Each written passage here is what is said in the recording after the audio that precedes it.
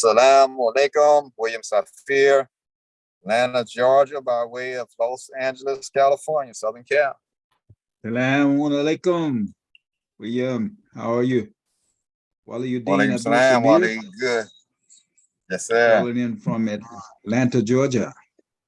Assalamu Alaikum, Brother Race in New Orleans by way of Youngstown, Ohio. So I know that ring a bell. Race. Oh, okay. My Race, I'm not the only one. being remote. Right. All right, keep it coming, please. Introduce yourself and where you're calling from. Salaam Alaykum. This is Instructor Habiba Abdul Shahid. I'm calling from Camden, New Jersey. Happy Mother's Day to you. Salaam Habiba, how are you? Alhamdulillah, I'm well. I'm doing okay. Salaam Alaikum. Zachary Abdullah from Atlanta, Georgia. Happy Mother's Day to all the mothers. Thank you. Salaam Alaikum. You too, man. That's right. Happy Mother's Day, mothers. Habiba, were you finished? Salaam Alaikum. Hassan Abdullah, New Orleans, Louisiana. Walaikum salam, Hassan. How are you, soldier? Alhamdulillah, soldier. I'm well, and I'm well. Considering everything, I'm in top shape, brother. Well, alhamdulillah. Good to hear from you. Salaam Alaikum. Salim Muhammad. Walaikum salam, Salim. How are you? I'm good. Thank you, sir. Good, good. Alhamdulillah. All right, keep it coming, y'all. Introduce yourself and where you're calling from. Assalamu alaikum. Winona Majid, Southern California. Walaikum salam, Winona. I'm in your neck of the woods. Oh, alhamdulillah. Alhamdulillah. We finally got some Just Southern for a minute. California weather after all the cold and rain. Yeah. Yes. You got here just to the right time. Assalamu alaikum. Assalamu alaikum. This is Shafika Abdullah from Atlanta, Georgia. Shafika Abdullah, how are you, my sister? I'm fine, thanks to Almighty God Allah. Good, how are you? Good, and I just want to, I'm doing good, alhamdulillah. Wish happy Mother's Day to you and the rest of the sisters that are calling in. Thank you, it's so wonderful to be here. Alhamdulillah, yes indeed, yes indeed. Assalamu alaikum. All right, keep it coming, y'all. Introduce yourself. Walaikum salam. Sahib Mujahid, Central Valley, Bakersfield, California, brother. Yeah, I'm not in your immediate neck of the woods, brother, but I'm not far from you. Well, you're close enough to feel that heat, huh, my dear brother? Indeed, indeed. Yes, sir. Yes, sir. Praise be to Allah. Enjoy yourself out there. I spent, sir? I said, inshallah, enjoy yourself out there in LA. Enjoy yourself. Oh, alhamdulillah, yes. I spent the day so far with Imam Ron Elamine and my brother, so it's going good. Yeah, how's Ron? I haven't talked to him in a couple of weeks. How's Ron doing okay? Yes, sir. Yeah, he's doing better. He's doing a lot better. Yeah, alhamdulillah. Okay. Yes, sir. Yeah, alhamdulillah. All right, keep it coming, y'all. Introduce yourself and where you're calling from. Assalamu alaikum. Brother Anwar Abdul Salam from Atlanta, Georgia. Happy Mother's Day to all the mothers and grandmothers. Yes, sir, indeed. Yeah. Look what you got with you, Anwar. Yeah. That's my right hand. All right. Alhamdulillah. Yes. Yeah, so they mothers from birth too. All right, keep it coming, y'all. And Anwar, we definitely gonna follow up from the conversation we had already. I'm looking forward to it. All right, keep it coming, please. Introduce yourself and where you're calling from. Assalamu alaikum. It's Kareema Medina from Memphis, Tennessee. And I'd like to join in on wishing all the mothers happy Mother's Day. Yes, sir. Alhamdulillah. Good to see you. Same here, my brother. Same here.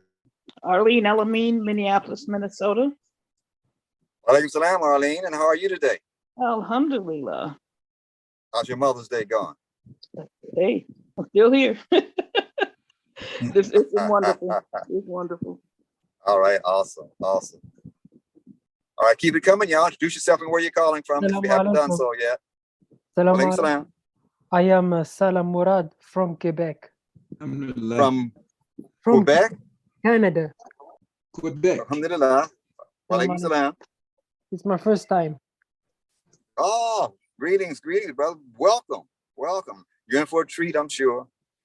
Thank you. Yes, welcome. All right, keep it coming, please. Introduce yourself and where you're calling from. Assalamu Alaikum. Walaikum salam. This is Tawhida Shafika Hassan from Atlanta, Georgia. Tawhida, walaikum assalam. And how are you today? Alhamdulillah, alhamdulillah. Good, good, good, good, good, good. Jesse, Raleigh, North Carolina. Assalamu alaikum, Jesse. How are you, man? Walaikum salam. Wa rahmatullah. I'm doing very good. Thank Allah. Good, good, good. Always good to see you. Same here, same to you. Alhamdulillah. Salaam Alaykum wa rahmatullahi wa barakatuh. This is Imam, executive instructor, who's filling in the house, letting you know that right now. Love all y'all. Good to see all the faces. Salaam Alaykum wa rahmatullah. Say it again. Just say it one more. Shukran jazilan. Salam alaikum. This is Ahmed Hassan in Washington, D.C.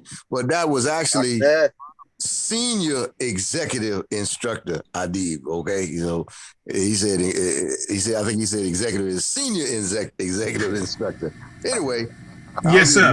I'm just a little old senior instructor in Washington, D.C. And happy Mother's Day to all the mothers, and let them know that you ain't had to give birth to no child if you were born a mother, like you said. So. Happy Mother's Day to all. In fact, happy Mother's Day to the males too, because we can celebrate mothers, right? Yeah. Okay. I love it. Yeah. I like that. I like that spin on that one. Yeah, you're right. You're absolutely right. All right, keep it coming, please. Salaam Alaikum. Walaikum salam. I'm new, first time. I'm Tanya from the UK, England. Alhamdulillah. Welcome much.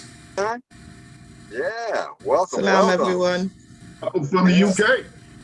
Do they celebrate Mother's Day over in the UK? Pardon? Do they celebrate Mother's Day in the UK? It's actually in March. We had Mother's Day in March. I personally don't. All right, alhamdulillah. But happy Mother's Day to those who it applies to. Indeed, indeed. Appreciate you. All right, keep it coming. Please introduce yourself and where you calling from? Assalamu alaikum. Alaikum salam. That's a familiar face. Calling from Raleigh, North Carolina. Yeah, good to see you. I love to see that smiling face. Thank you so much. It's good to be here. May I begin?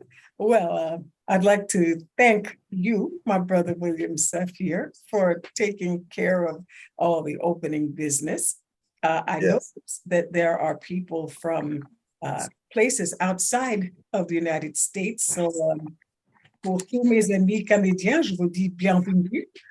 C'est la première fois que vous êtes ici, mais si le Dieu vous veut, ça ne sera pas la dernière fois. What I said was I'd like to welcome all, I'd like to say welcome to my people from Canada. And even though this is the first time that you're with us, perhaps, I pray that it will not be the last. And to my people from the UK, a lot to tell you, I'm very glad that you're here. Hopefully this will not be the last time that you're here either. Oh, it does me so much good to do that.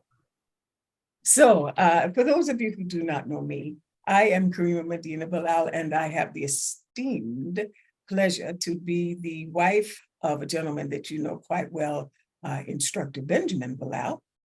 What I bring to the table is information about health and well-being, spiritual health, mental health, and physical health.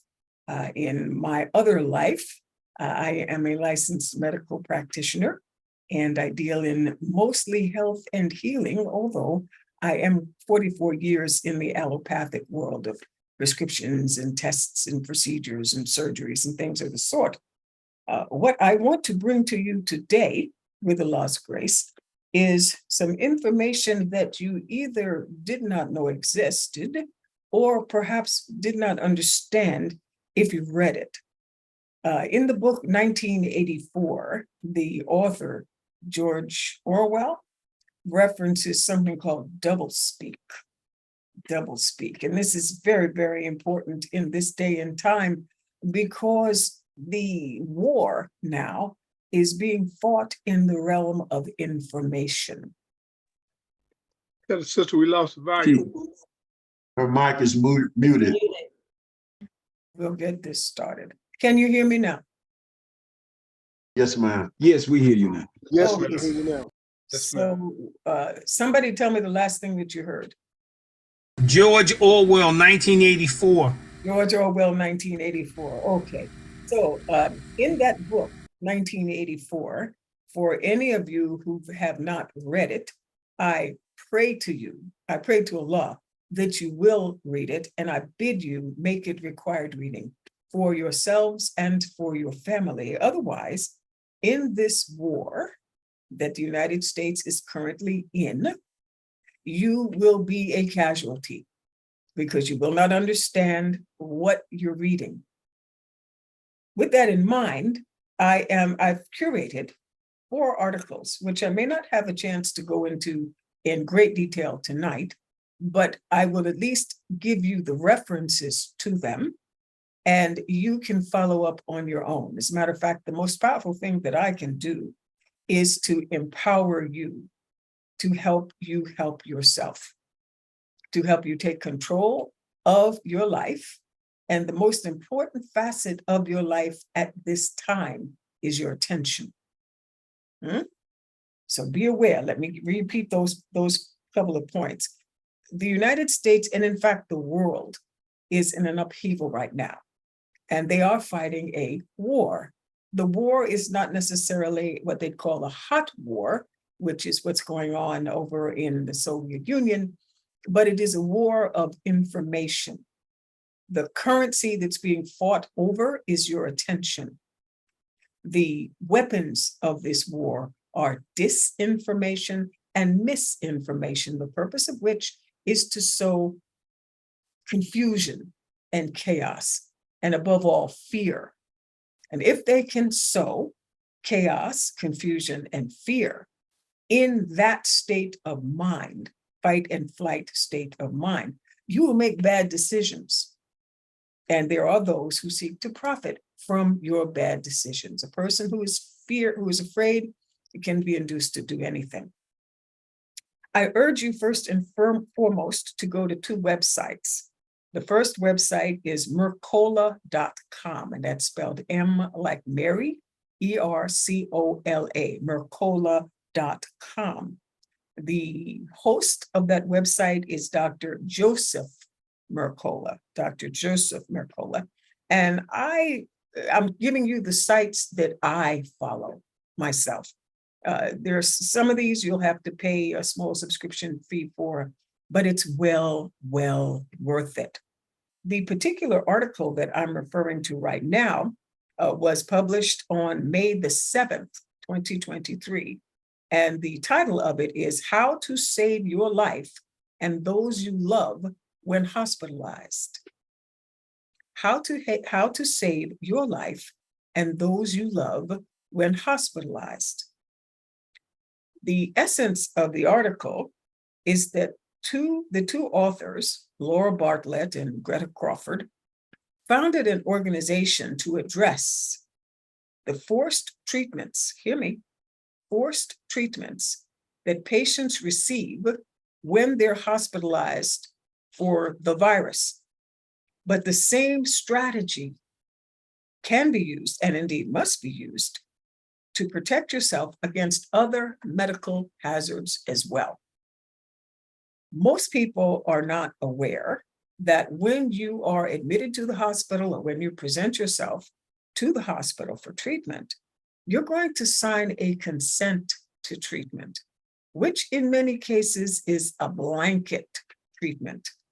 There aren't, as I've seen them, any things that you scratch out or that you exclude. And what that means is that you allow them to do whatever they want to you when there are some specific procedures like operations. They will give you a consent for that. And if you are in your right mind, they will explain to you what the risks and what the benefits of that procedure are. It's for that reason that you need to have somebody who understands what I referenced in my first remarks, doublespeak or medicalese. Medicalese. Every profession has its own language. And that same language can be English. However, even though you're speaking English, the words will have different meanings. And it's in that nebulous void there that the strange thing, my personal favorite, the strange thing can happen. So these two authors put together a document called the Caregivers and Consent document, which is an advance decision moment. Let's get that clear. Advance decision moment. This is different from what you might also be familiar with called an advance directive, in that it kicks in the moment you enter the hospital. And if you have this document in place, the hospital staff, they know in advance what they can do and what they cannot do to you. They're legally required to respect your current care decisions. An advance directive kicks in only when you are incapacitated. And that's very, very important. And you must have this thing notarized before you ever go into the hospital. Now, this is a very sad statement to have to make, because I'm from an era and a generation where we thought hospitals were these caring, wonderful places that you go to when you're ill, and you can just trust and deliver yourself to these places and into the care of the people who will ostensibly minister to you and not worry. But that is no longer so, especially since 2019, when the great event happened. Yeah. And you go in there now, and the laws have changed. The intent, which was there from the beginning, is now bald and naked, in that this is a for-profit situation. And this goes in direct conflict with for you. It must be about you and your care first and foremost, not about shareholders and the profits that are shown at the end of the quarters. So what will happen is you're going to get this document and you're going to sign it, and you're going to have it notarized, and you'll have 10 copies of it. And what will happen is you'll send it by registered mail to the CEO of the hospital. And why is that necessary? Because the CEO of the hospital is responsible for all legal business that pertains to the hospital, including in the medical regard. So the CEO, not your attending physician, is the one whose responsibility it is to get your consent document entered into your electronic medical record. Now, you also, I'm saying all this to you, and I know I'm giving this to you kind of fast. The importance of it is that I want to, in all situations, stimulate you, activate you, and empower you to look things up. Because if you do not, and you simply rely on someone's talking head, even if it is mine, to guide you through serious decisions, then you will never have control of your health. And your health, my dear people, is your life. So I want to also, in this article, they detail how you can protect yourself from one of the top contributors to premature death, which, believe it or not, is conventional hospital care. Whoa, yes. And the key here, according to the authors now, is to understand what the dangers are and to take proactive measures to guard yourself and your family from those dangers. There's an author that you should familiarize yourself with named Dr. Andrew Saul. He's one of my mentors. Andrew Saul, and that's spelled S-A-U-L. He's the author of a book called Hospitals and Health, Your Orthomolecular Guide to a Shorter, Safer Hospital Stay. Now, do not be intimidated by the 2-inch words. Orthomolecular simply means a form of treatment that's rooted in vitamins and minerals versus just pure pharmaceuticals. In the belief that if you give your body what it needs, if you, can you still hear me? Okay. If you give your body what it needs, it will heal itself. People do not come into this world with a deficiency of drugs. Yeah. So I know I do speak somewhat disparagingly of the medical profession, but that is not of the individual practitioners. That is of the system of medical care, the healthcare industry. And there's much there that needs to be made better. So Andrew Saul, who I just referenced, in his book, he details how to minimize your risk of being a victim of a medical error. First and foremost, and I'm quoting directly from the article, make sure you have a patient advocate, someone who can speak for you on your behalf if you're incapacitated, and make sure you're receiving the correct medication and treatment. During the great event, however, the lockdown and so forth that we just came out of, family and friends were not even allowed into the hospital, and patients were routinely bullied into treatments they did not want or consent to. Now, both Barrett and Crawford experienced this bullying, and they created a website called Protocols Kill, protocolkills.com. Now, here's the interesting thing. You would think, or at least when I went to school, protocols were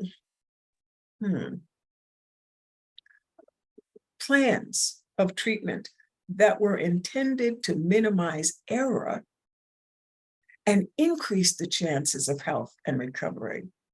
However, during this last great event, many things happened that directly harmed many people, not according to what I say, but according to news information, statistics, looking at overall, or what they call excess mortality.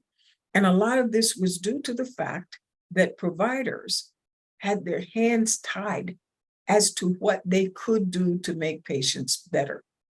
Instead, they had to follow this protocol. You could see it as a recipe that was generated by the hospital in defiance of what we knew to be so. So let me just read to you what one of the authors of this article said. She said, I created a website called protocolkills.com. This came after I was in the hospital with COVID. In the process of going to the hospital, I was denied informed consent and was completely unaware of some of the things they were doing to me. I was given 5 rounds of remdesivir, which nearly took my life, and I did not even know that I was being poisoned at the time. I'm reading directly from the article. During that time in the hospital, I went from thinking I was going to go home after I got oxygen to actually feeling like I was going to die. I was almost certain I was going to die after being given just the first dose of remdesivir. And there was the constant push for the vaccine in the hospital, the harassment, for not getting vaxxed, and the fact that I was given medication without my knowledge at all, which led me to start the website, not only to inform people about what was going on, but as a platform to allow other victims who were not as fortunate as me. Many of them, the majority of them, did not make it out alive. So it's a platform for them to share their story. Now remember, this is protocolkills.com. We have over 250 stories on there about what they faced in the hospital. We really wanted to get this information out there to the public, but we also wanted to give a solution, not just to scare people. And that's where I ended up meeting Laura, who was the other author in this. Now, I won't belay this point, given that it's Mother's Day, but there was, when you read this article, you will also find that they started a nationwide hotline called the Hospital Hostage Hotline. The Hospital Hostage Hotline. And it's still in effect.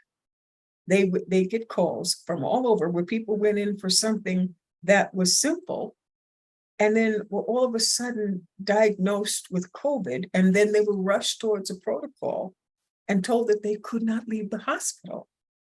Many people are not aware that there is such a thing called the Patient's Bill of Rights, which you used to be given to you upon admission to the hospital with all that packet of stuff they used to give you.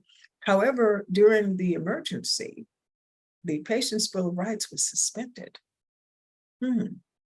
So you can see that there was a prime situation, a prime ground for the strange thing to happen.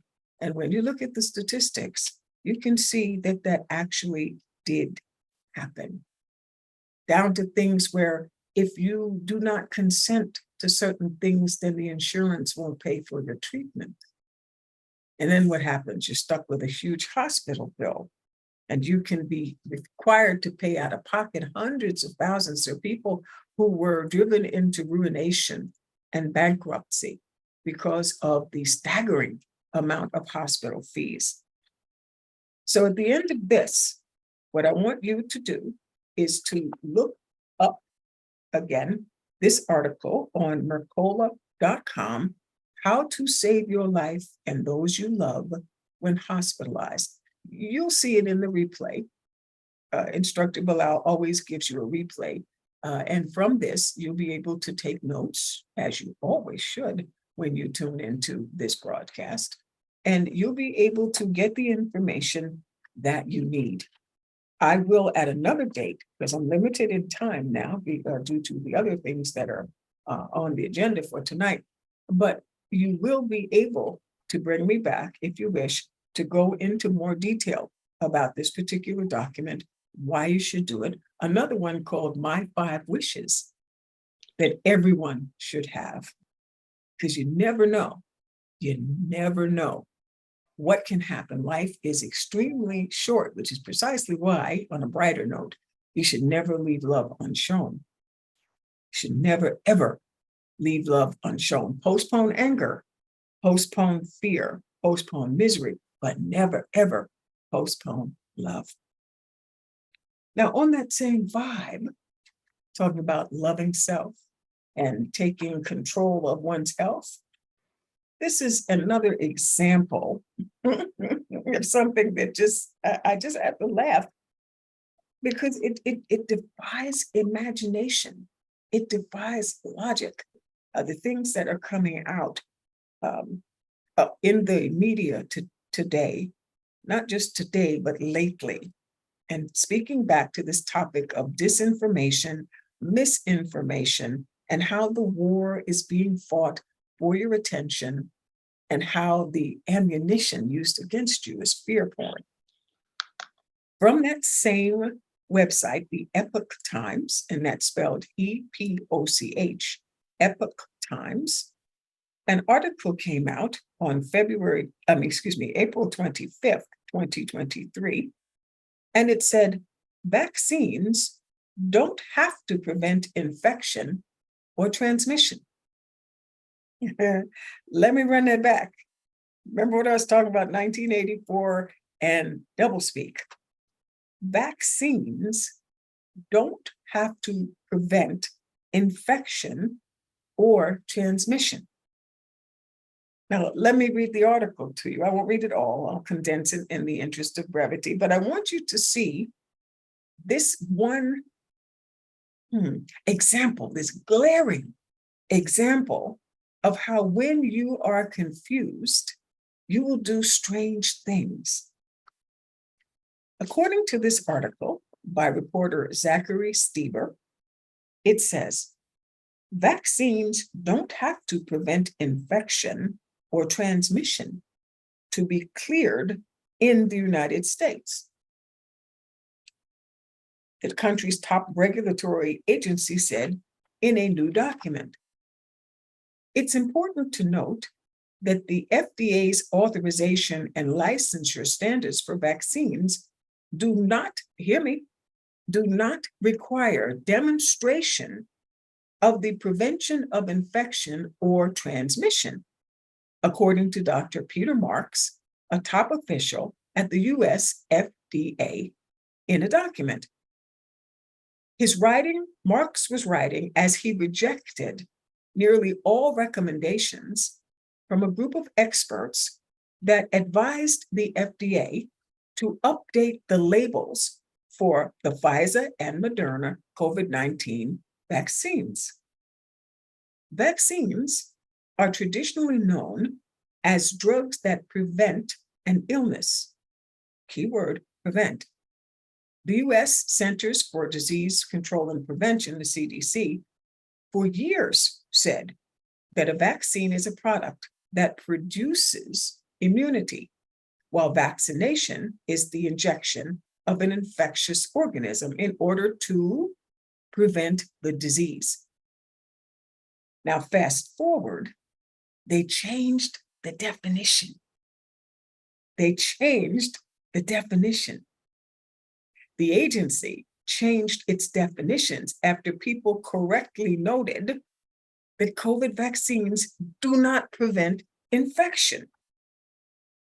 There is a widespread but inaccurate notion that efficacy against infection and transmission have been established by substantial evidence. In other words, as I'm reading this article, which I'm going to condense for brevity, the reason that you're given a vaccine is so that you won't get sick. The premise behind it is that they will give you a small dose of the agent, whatever the infective agent is, small enough to set off your immune system, but not big enough to make you sick, as you would get, or you might get, if you actually contracted the disease. Therefore, your body will develop immunity. Your immune system will keep a file of the thing, let's call it measles for want of a better word.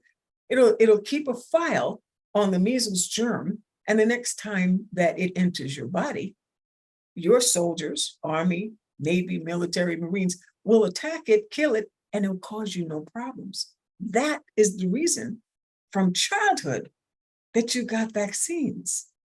But now, fast forward to 2019, 2020, 2021, 2022, the era of COVID, they changed the definition.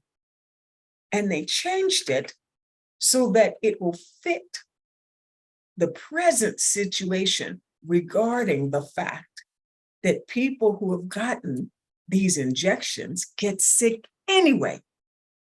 And the whole purpose of getting any of these injections is so that you will be prevented from getting something that could kill you, as they told us COVID would, and as many people did. And I want you to put together what I told you first about being admitted into the hospital, about being diagnosed with a disease, that you have no control over how you're treated, getting medications which could potentially kill you without giving your informed consent. That's when you're in the hospital. And then once you're outside the hospital, the same organizations that manufactured the treatments that you'll get in the hospital are now telling you that this medication, which now has been proven to have all of these different side effects, really doesn't do anything. Because if it does not prevent the infection, that is to say, it does not prevent you from getting sick, and it does not prevent you from transmitting this same germ to somebody else, transmission, then what is the point of taking it in the first place? So I want you to read this article. It is called FDA, Vaccines Do Not Have to Prevent Infection or Transmission. It's very interesting here from a NuNetics standpoint. I Googled definition of vaccine from Merriam-Webster dictionary. Now, I don't know how many of you came up in the era when Merriam-Webster's dictionary was the definitive authority on the definitions of words. Perhaps you remember when we were learning English, we had to look up spelling words, and you look them up in Webster's dictionary. And so now, Merriam-Webster, the company known for its reference books and dictionaries, has become the source of online misinformation about vaccines. Remember how I started this topic? The war is being fought for your attention. The bullets, the ammunition for conquering you is disinformation, misinformation, chaos, and confusion, which will render you paralyzed by fear, during which you can be controlled.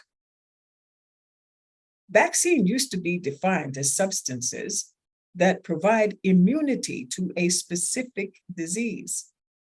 Now, Merriam-Webster has literally changed the definition of vaccine and removed the immunity portion in order to possibly cover for the fact that the COVID vaccines do not actually provide immunity from COVID. Now, what's very interesting here is the manufacturers themselves have admitted that what we were told about the efficiency or the efficacy, the ability to prevent sickness of these vaccines, they've admitted it was inaccurate, and they knew it. And they knew it. According to an archived version of the dictionary's website, Merriam-Webster formerly said a vaccine was a preparation of killed microorganisms, living attenuated organisms, or living fully virulent organisms that is administered to produce or artificially increase immunity to a particular disease. Translation, they gave you an injection of a bacteria or a germ that was treated in such a way that it would not make you sick, but it bore enough resemblance to the original germ that your body would mount an offense to it, a defense to it. And in that respect, you would become immune. If you were immune, you wouldn't get it. And if you don't get it, then you can't transmit it. That's the way it used to be. But they have changed it. They have changed it. And now what they do is they say it will simply trigger an immune response. And I'd like to know, trained as I am, how does giving you immunity or producing immunity differ from creating an immune response? You cannot create and you cannot become immune to something unless you can mount an immune response. Double speak. Double speak. And the reason that they changed it, so here's the actual way they put it. The CDC changed its vaccine definition from a product that stimulates a person's immune system to produce immunity to a specific disease to a preparation that is used to stimulate the body's immune response against diseases, according to the Miami Herald. The previous definition could be interpreted to mean that the vaccines were 100% effective, which has never been the case for any vaccine. So the current definition is more transparent and also describes the ways in which vaccines can be administered. Vaccines imitate an infection, according to the CDC, which causes the immune system to produce antibodies that help fight an illness. So where am I going with all this? Ladies and gentlemen, you must read with a very, very discerning mind. You must use your knowledge of NuNetics, your knowledge of common sense to look at these things that are being presented to you and decipher what's really being done. We did not know at the beginning of what they're calling the pandemic, the same things that we know now. But we have certain tenets, certain rules that are standard in science. And when you're in a situation such as we faced, having definite standards for whether there is risk or benefit from a given substance or a given procedure is very, very necessary. It is mandatory. It is vital. Otherwise, how do you know that the risks are worth that the benefits that you're told you'll get are worth the risks? They have to be measured against a standard. So when they keep changing the standard, then what you have is confusion. And in the midst of confusion, when it comes to doing things such as injecting substances which change and alter your immune system, which is the only barrier you have between life and Armageddon, there need to be clear standards which are adhered to, which people are held accountable to follow. And when that foundation collapses, that confusion and that chaos results in death and harm. And that's just wrong. So I'm reiterating my intent here, not to frighten you, to empower you, not to discourage you, but to activate you. Pay attention. Learn. Everything that I learned, I got from a book.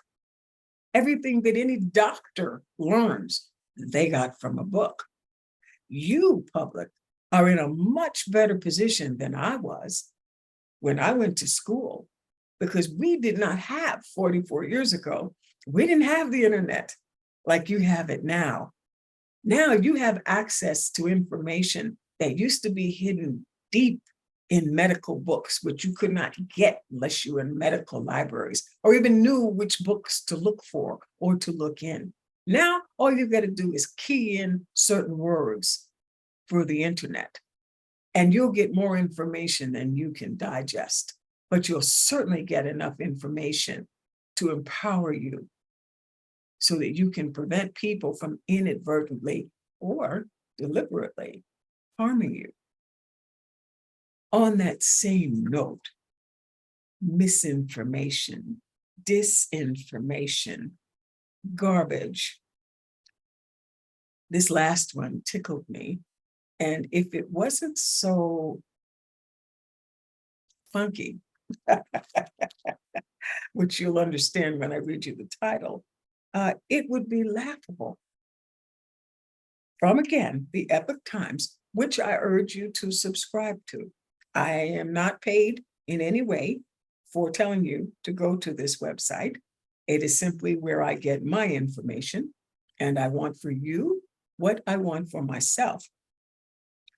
The FDA approves the first pill containing human feces.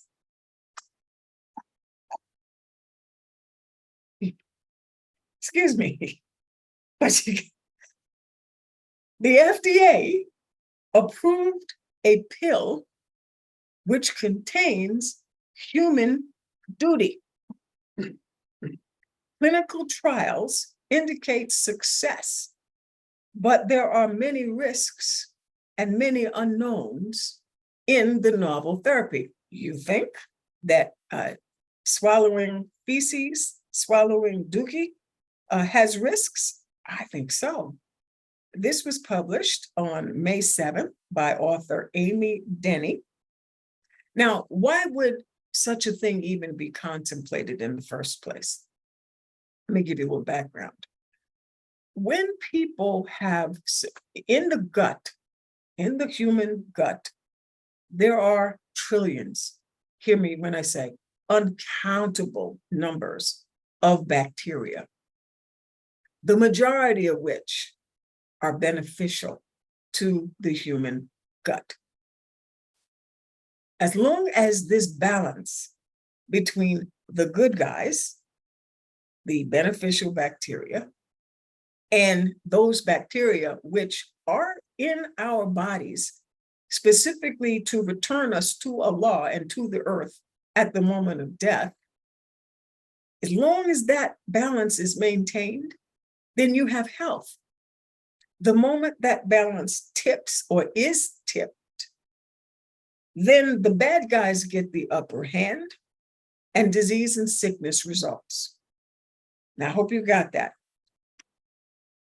When people are given antibiotics, whether they're justly indicated or whether they're given because the patients demand them, people think that antibiotics have no side effects. People are under the impression, it's a false impression that is fostered by commercials that encourage the patient to pressure the doctor to prescribe medications and drugs, which may or may not necessarily be needed. And unless you listen to that fast, what's it called? That fast narration at the end, where they say, patients who take this drug, the person speaks very quickly at the end of the commercial, and they begin to rattle off what we know is the black box warning. You'll take this particular medication and it can result in fatal allergic reaction, complete loss of bowel function, bleeding, fatal this, fatal that. But most people, as they're watching these images of folks having fun and returning to what they want you to believe is a normal life, they don't listen to that. It's said quickly, it's said fast, and it is not given the same emphasis as the medication that they want you to pressure your doctor to give you. So I've had the experience as a provider where a patient has a cold and the patient wants you to give them antibiotics for the cold. Most of the time, the overwhelming majority of the time, colds are caused by viruses, which do not respond to antibiotics. They will, however, respond to support of the immune system. And there's a list of remedies that all of us know, from grandmas to vitamins to, I don't need to go into that here. But most people in this hurry up and got to get it done world do not want to wait for that. And so they pressure us to prescribe these things, and they complain and they write letters, nasty letters to the administrators if you don't get them. So doctors, providers, even myself, have sometimes, a lot of the time, given these antibiotics to people, and then the person has a problem. What's that problem? The antibiotics kill off the good guys as well as the germ that they were supposed to take out. In the best of scenarios, they take out the thing that you prescribed it for. Let's just say strep throat, for want of a better word, or a person has acne and they want to take clindamycin for acne, example. Well, these medications have side effects, one of which is that they will promote the growth of bacteria that can do serious harm. And one of the ugliest of those is a bacteria called Clostridia. Clostridia difficile, they call it C. diff in medical abbreviation. Now, why is that important? Because if C. diff gets a hold and begins to multiply in the gut, it can be lethal. And I mean quickly lethal. And so then what do? They've got to give you stronger antibiotics in order to kill the C. diff, which further succeed in killing off the good bacteria, and on and on and on it goes. Now, if you survive that and you do make it past the antibiotics, now what you've got to do is restore the good guys. And rather than tell people you have to eat certain foods that feed the good guys, right? They say you need to get a transplant from somebody who already has those good bacteria in their feces. So yes, boys and girls, there is such a thing. There is such a thing called a fecal transplant. Well, they will take somebody else's duty and put it up into your intestines. Now, because that became problematic in some ways, they decided to put it in pill form. Yes. So they say there is no FDA-approved screening test for COVID-19 on the samples of that stool. So it's incumbent upon the companies that collect the stool from the donor to do their own testing. So now, in addition to getting somebody else's stool, you might actually get a transplant of COVID bacteria or COVID virus. Mm-hmm. And then they also said you have to rely on the donor's health status of being up to a certain level, a standard which they have not established. So you can choose to get stool from your family members. So you excuse the expression, but you'll be taking shit from your family. I'm sorry. That to me is wild. But the fact that you're going to swallow it, even in pill form, to me is wild. So I said that to you for a little comic relief, but it's quite serious. And of course, the key to all of that is to employ or to respect the law of cause and effect. Infections and bacteria do not just happen out of the blue. One of the tenets of health and healing is that if you create the environment for a given organism to thrive, it will thrive. If you create an environment which is hostile to a given organism, it will not thrive. Therefore, if you want to create health and healing, create the environment that is optimal for the things you want to grow. That makes all the sense in the world.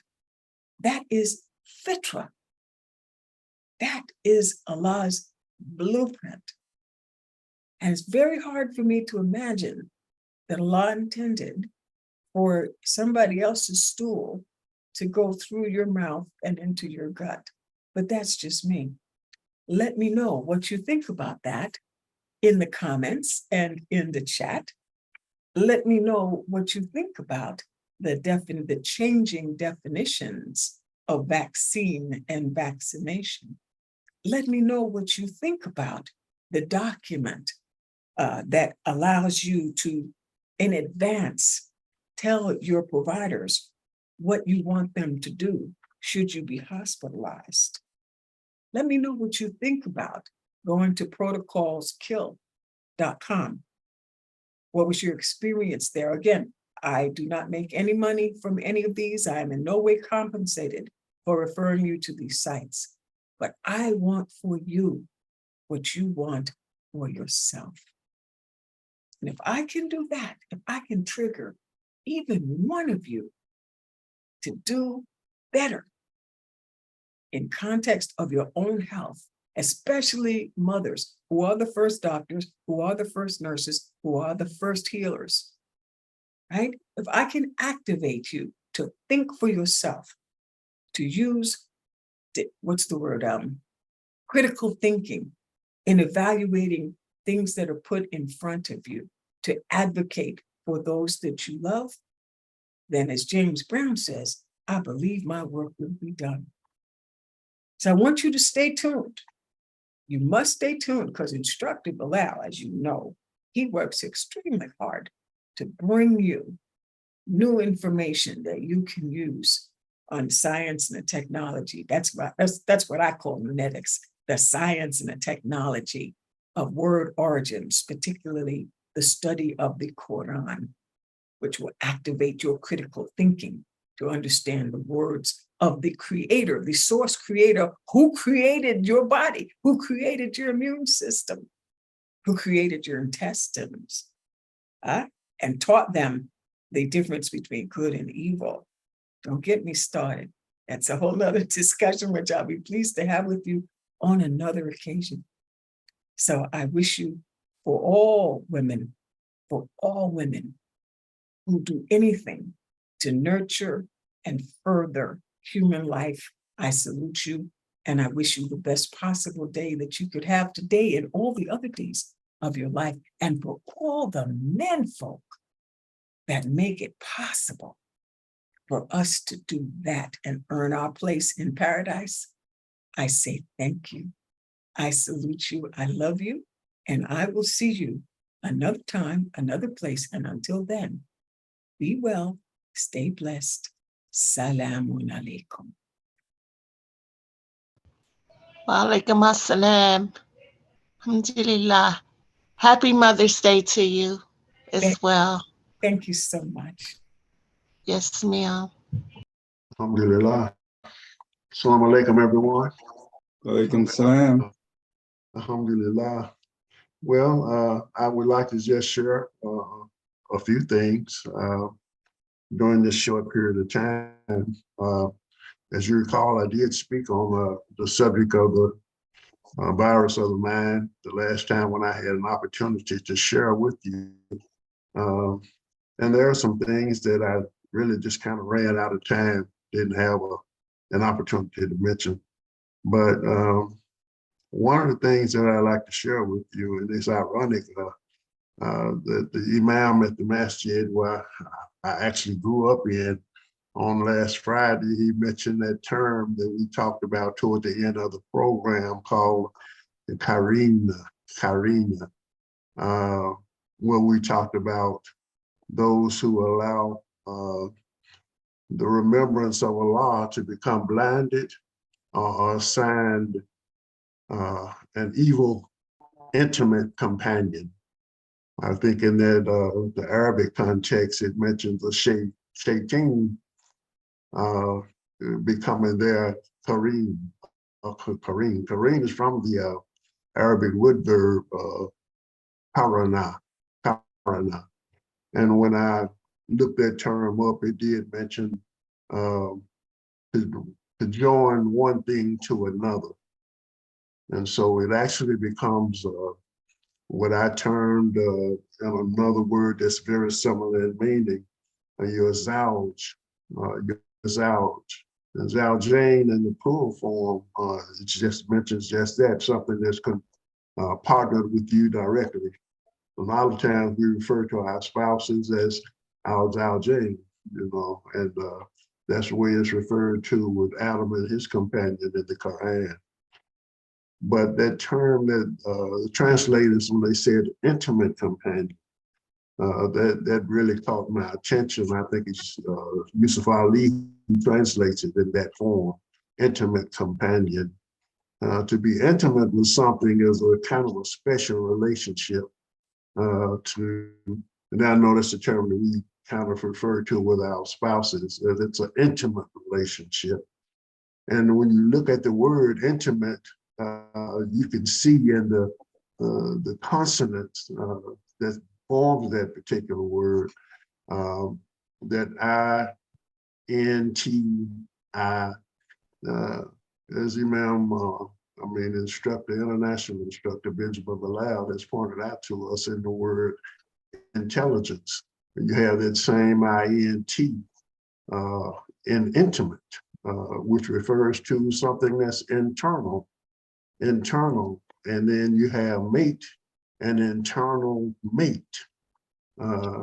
So in looking at it from that perspective, we know that Imam W.D. Muhammad once told us about the Iblis and the serpent that's pictured in the Bible scripture as being something that's a part of your internal makeup, your psyche.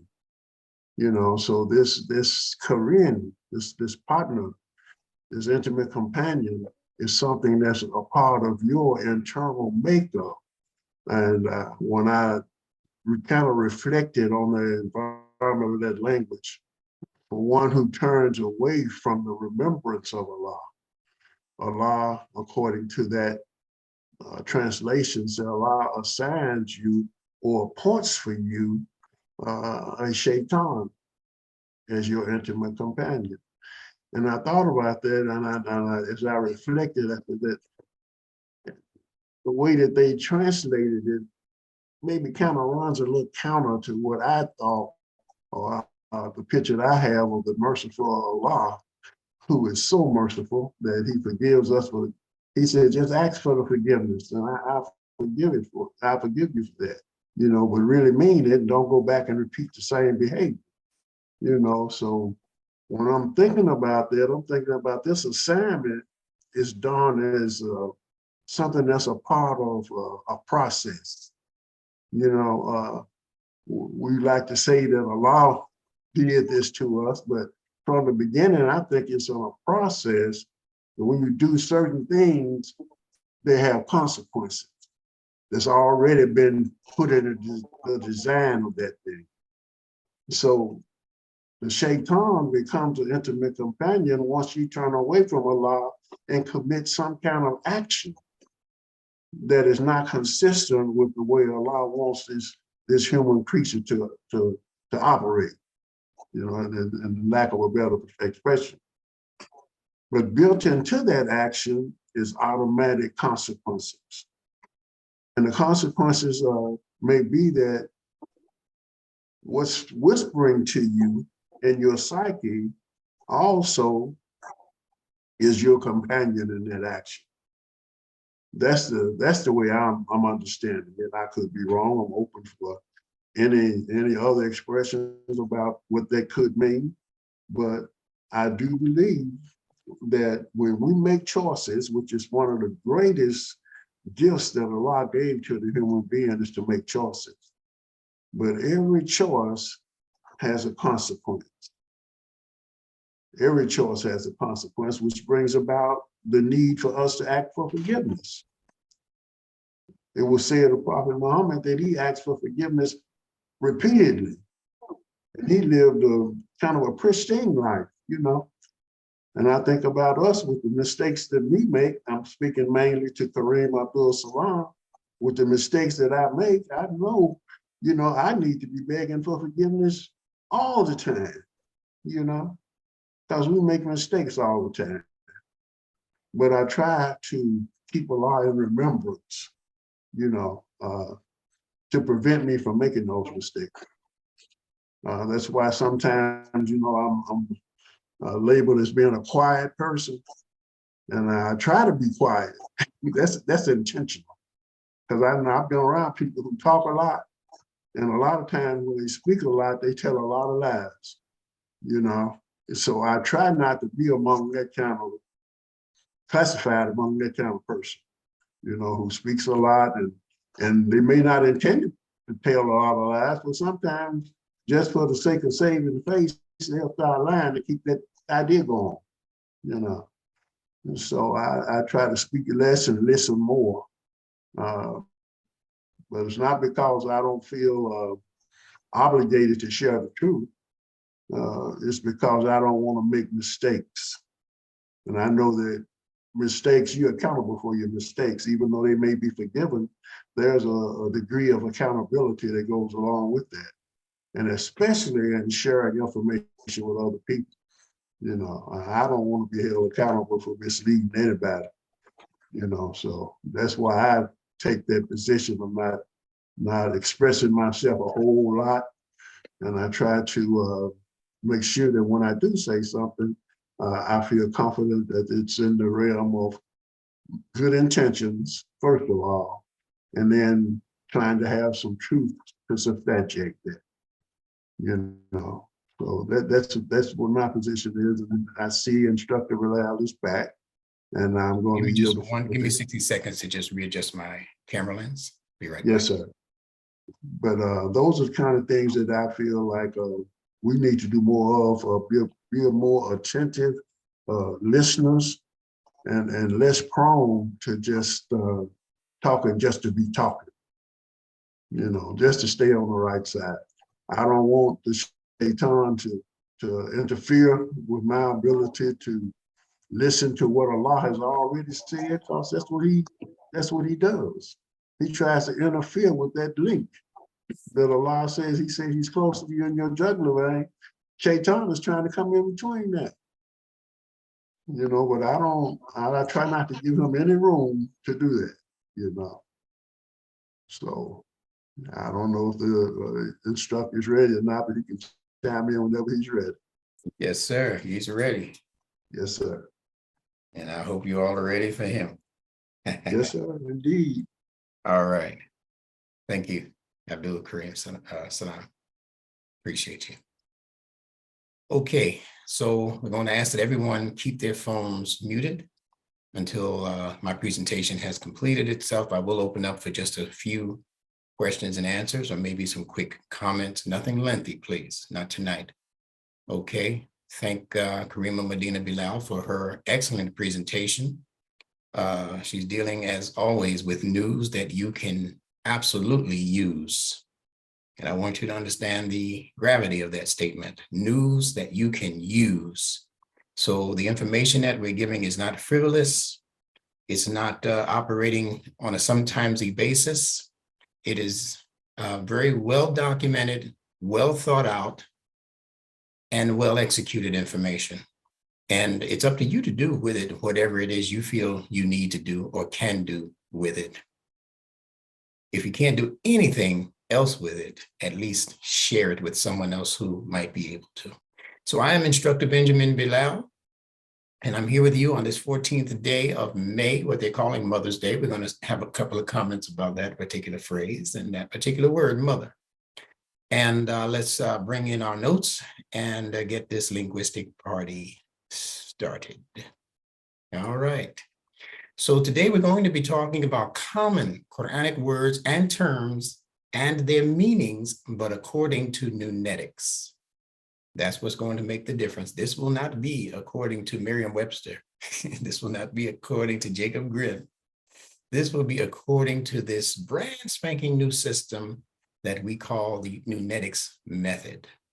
And to all of you who it applies to, we do say Happy Mother's Day. In this linguistic science that we're calling NuNetics, every Arabic letter is a word, which then makes every word a sentence. The word in NuNetics itself, if it's new to you, it's based on the Arabic letter Nun, which is the Arabic letter N as in Nancy. And that particular letter has a very, very special meaning. The letter Nun actually means seed, S-E-E-D. So I've chosen to call each and every Arabic letter a seed letter, because within every one of those 29 letters within the Arabic lexicon and alphabet, there is what I call ideation. That means that Allah has power packed an idea into that letter, but it can only reveal itself. It can only unleash its potential when you put that letter in its proper environment. Now, how do we know what the proper environment is? you have to first know that every letter can be connected to something in Allah's fitrah, meaning in the world of nature. Every letter coincides with something in nature, beginning with the parts of your human body. So that's where you start. And that's where the equilibrium actually is for learning NuNetics, because that means now you can teach it to your 5-year-old as long as your 5-year-old can understand that they have a hand, that they have an eye, you see. So when you understand those things and can teach those things to your children to where they can begin pointing at those things, then you can then go on to say, okay, child, raise your hand. Well, your hand in the alphabet is called a kaf, say K-A-F. And that letter, if you're talking to your son or daughter, you tell them that letter does in the word that is being used in what your actual physical hand does as a part of your body. So your hand is able to capture things. You hear the cat sound in capture. Right? Your hand is able to keep things close. You see the K sound in close, right? Your hand is able to contain things. You put something in the palm of your hand and you can contain it. You can hold on to it, an apple or a grape or something. So that K sound in Arabic has meanings that are directly fed into the fitrah of Allah's natural world and what that natural world is doing. So the meanings of NuNetic connections are not to be traced back to any particular scholar in history. The meanings for NuNetics words are actually to be traced back to Allah's fitrah in the way that he created those things to operate. And that's the beauty behind NuNetics. And that's why it's going to be the leading system of learning letters, particularly Arabic letters, but it works for all letter systems, but particularly Arabic letters, because our main interest is in better understanding the Quran, and the Quran is fully fitrah based. Allah calls this religion Deen al-Fitrah. Deen al-Fitrah, the system that is based on fitrah. And again, fitrah is an understanding of everything that Allah has created in this material world and what it is waiting to reveal itself and its properties, what it's waiting to reveal those things, what it is waiting to reveal about those things. Everything in creation is waiting on you to discover it. There are multiple things right now that remain undiscovered by humans that are going to be discovered by humans, inshallah, that are just laying in the cut, so to speak, until the human intellect becomes activated in its direction. So that's what the Quran is designed to do. It's not designed to just tell you what used to be.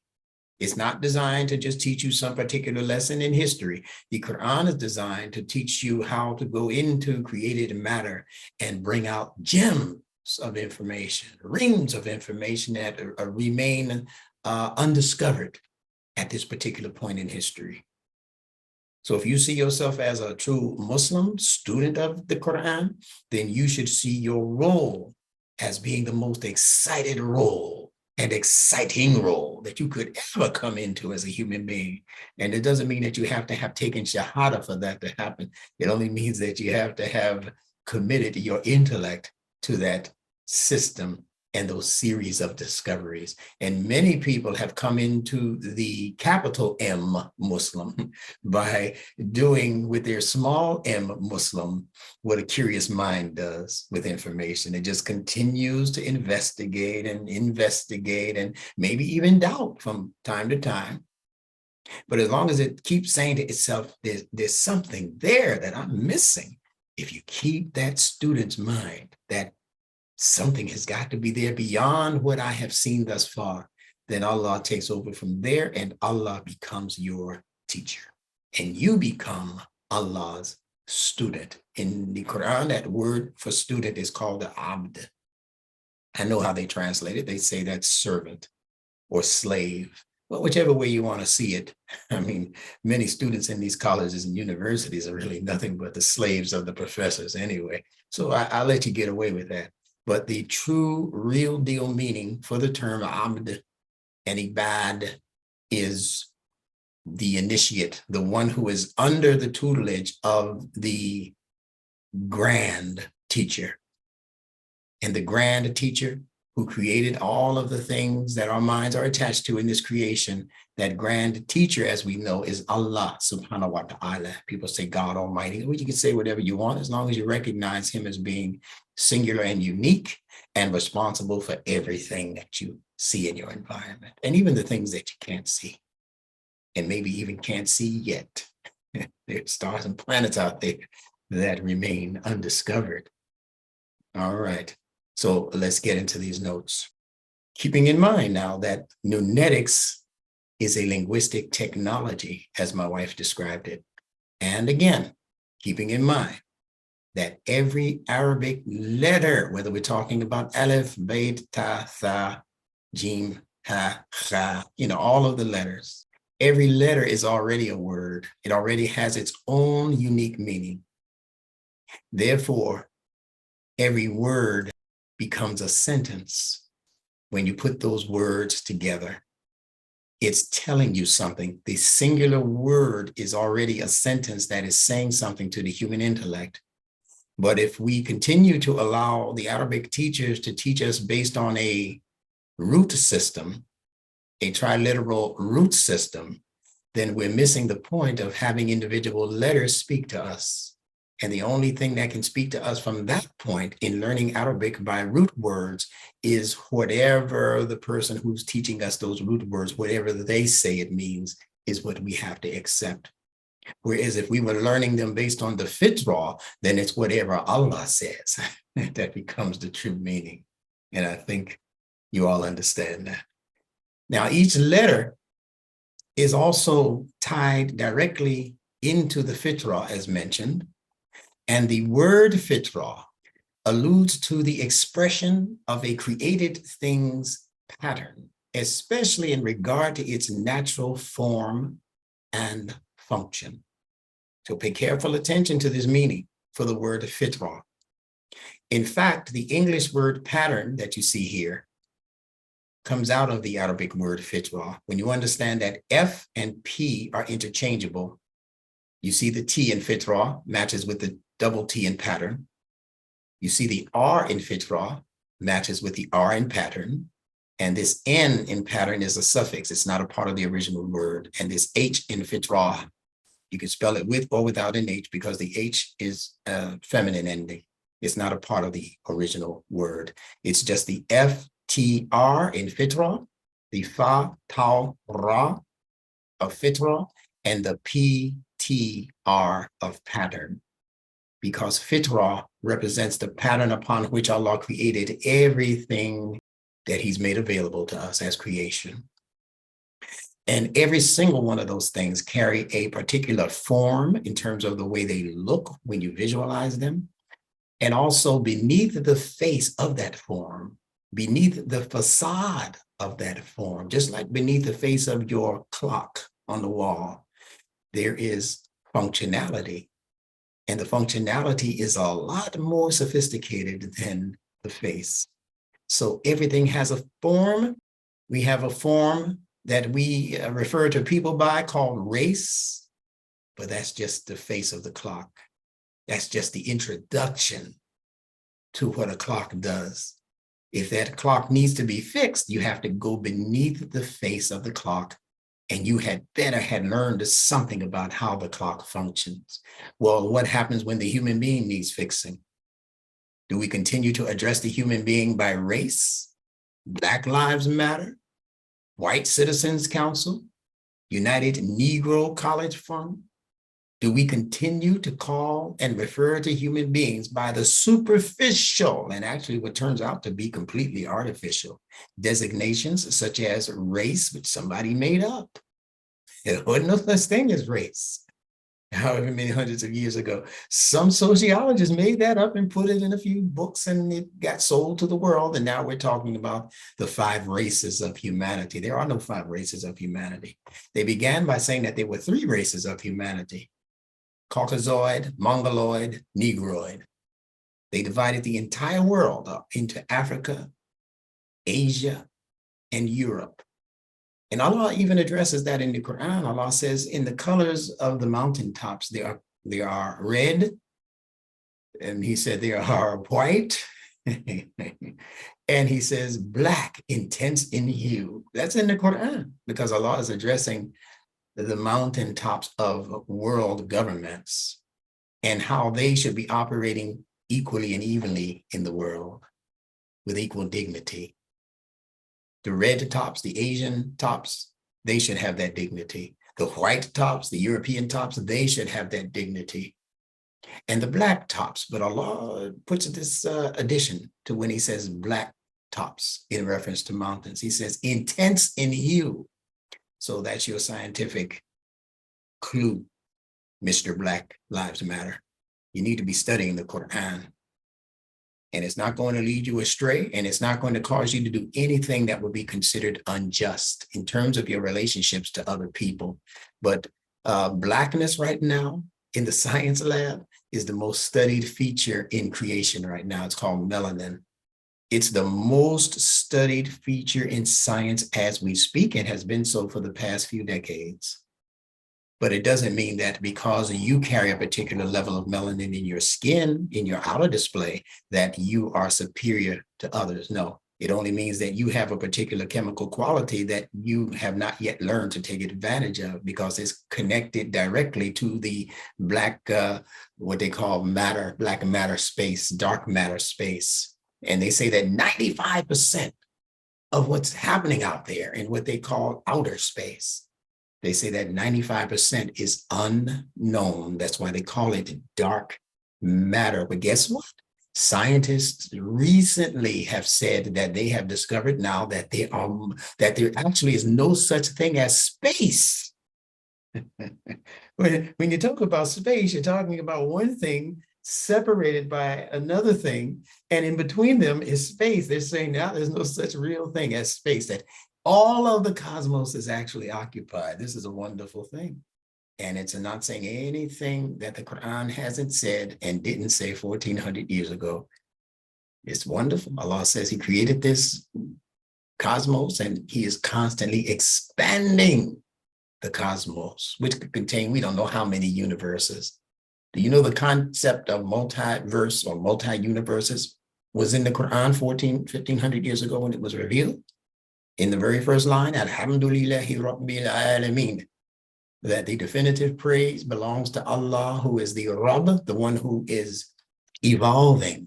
The Al-Alameen, he's evolving Al-Alameen, all of the systems of knowledge, all of the systems out there that contain information for your intellects to chew on. Yeah.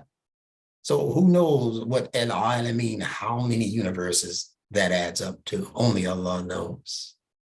And you're to take that information and then transfer it to what Allah says about you, the human being, where Allah says that he has put instructing signs in the skies in all of those universes. He's put instructing signs in the earth that we occupy.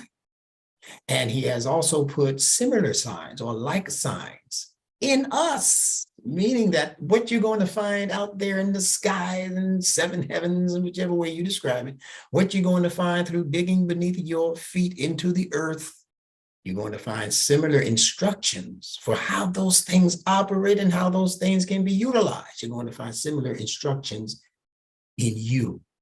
Allah put the same instructions that he put in the sun, he put it in you, but he put it within a metaphorical sun, a metaphysical sun in you. You have a sun in you right now that science calls your solar plexus. You ever think about that? You already have a sun in you. But it goes way beyond that. So stay tuned. Fitra, form and function. You know what your heart looks like as a form, but do you know how your heart functions? That's what brings you into the science that we're discussing. You know what your kidneys look like? They look like kidney beans. But do you know how those kidneys filter out impurities? See, that's where the science comes in. You have to go beyond the form. So I'm saying that to you racially motivated people. You have to take your mind, your intellects, those precious gifts that Allah gave you. You have to take them beyond the form. You have to take them beyond the outer shell, the outer show. You have to take them way beyond the artificial display. of what it means for you to be a human. Take it beyond this veneer. This can burn up in a fire and you'll be albino next week. You'll still be living, but you won't be this complexion. So your melanin content will have been diminished, but does that mean that your humanity has to be diminished behind it? Not at all. Sometimes you become a better human being after a tragic accident like that. So you have to understand the language of Allah as he speaks through his creation, as he speaks through his fitrah.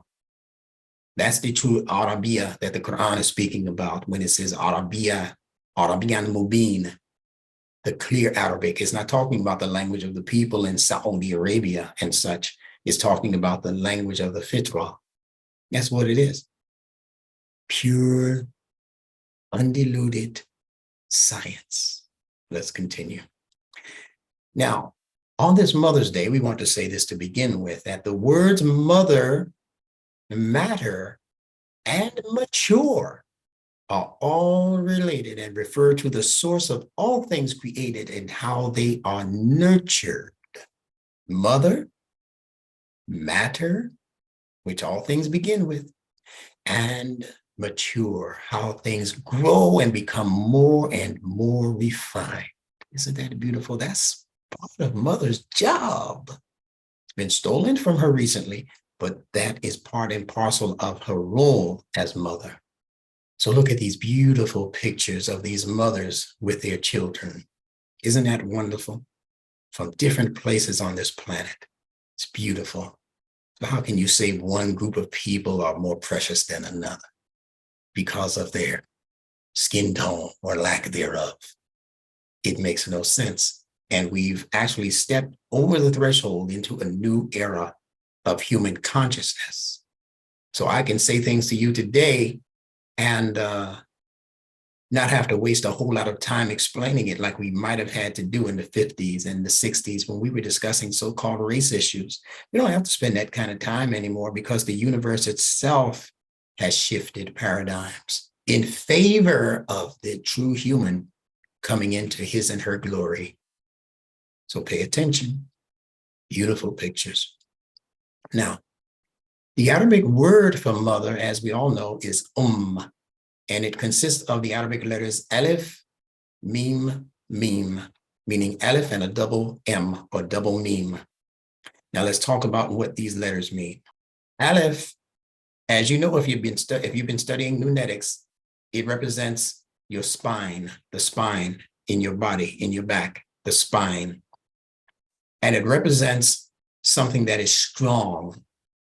That's the abstract meaning. Something that is strong, something that has strength, something that has what's called tensility, strength, fortitude, all of those different things.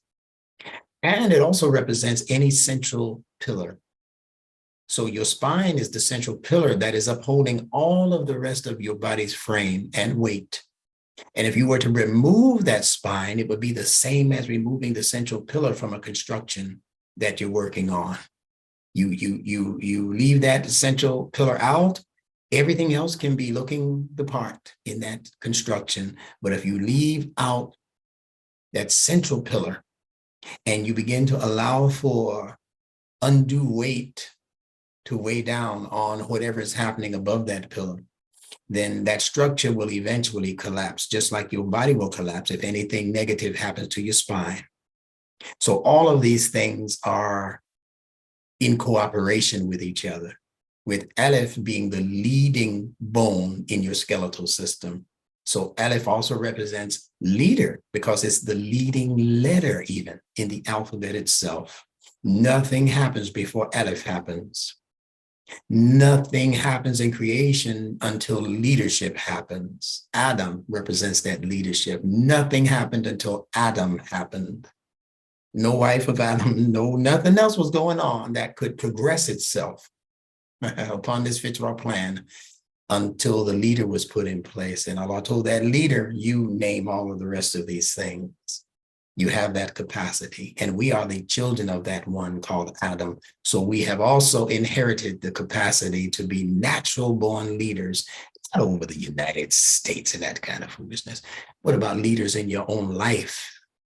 What about leaders who lead your own life toward its specific purpose and destiny?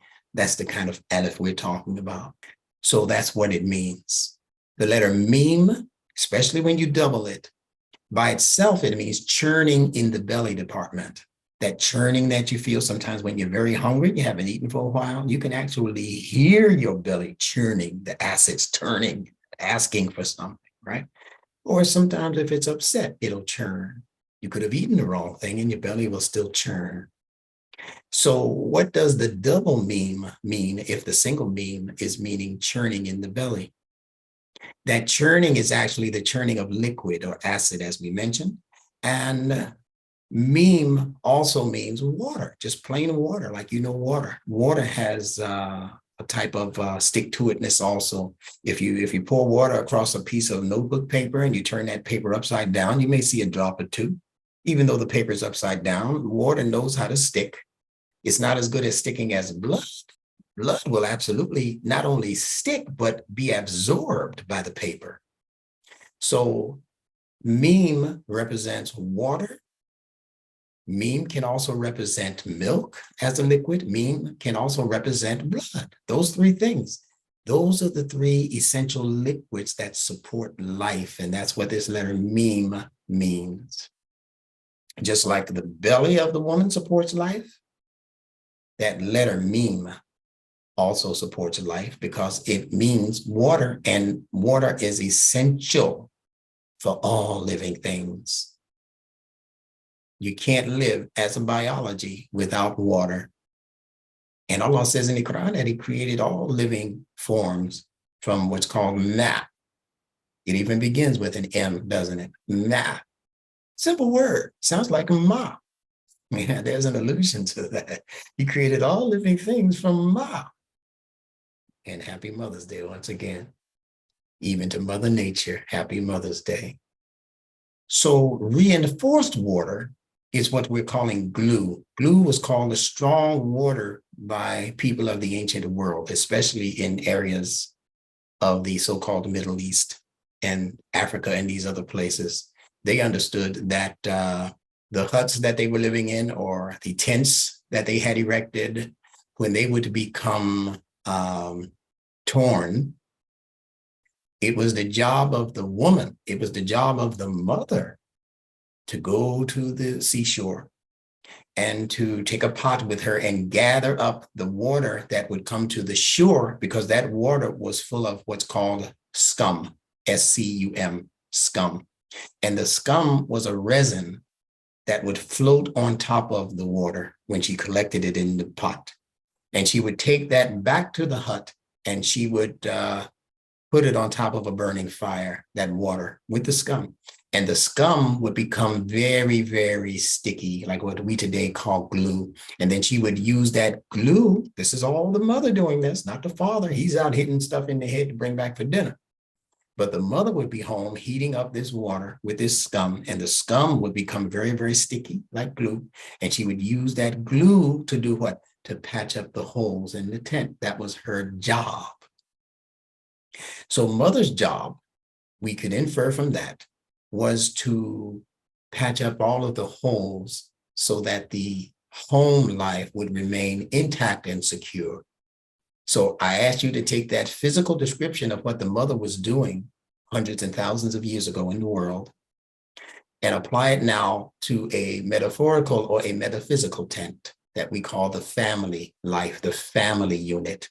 When the mother would see apertures, when she would see torn relationships between siblings, it was mother's job to gather them up and say, well, listen, you can't be fussing and cussing and fighting with each other. That's your brother you're talking to. Have more respect than that. That's your sister, your younger sister. How can you speak to her so with such meanness? You better save that meanness for your real enemies out there. Y'all are all supposed to be together as a family. So she would use her mother wit and her mother wisdom to begin patching up the holes in the family. You see how that goes? So this was the natural progression of this concept related to the word that's used to depict mother, and that is Aleph, meme, meme. Aleph, reinforced meme. Aleph, strong, reinforced water, glue, strong glue. That's what the word means. And you people who are taking Arabic studies, you need to take that back to your Arabic teachers, and you all need to get together and celebrate this expression of new wisdom in the world, coming through people who look like you and me when you look at yourselves in the mirror. That's the beautiful part of it. This is not from some outside sheikh.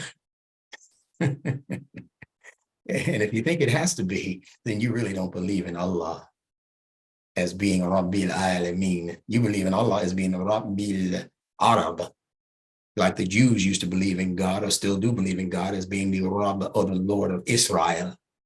The Quran came to do away with that foolishness, that God is the God of a particular ethnic group. And unless you come through the womb of the mother in that ethnic group, you can't be that thing. That's foolish.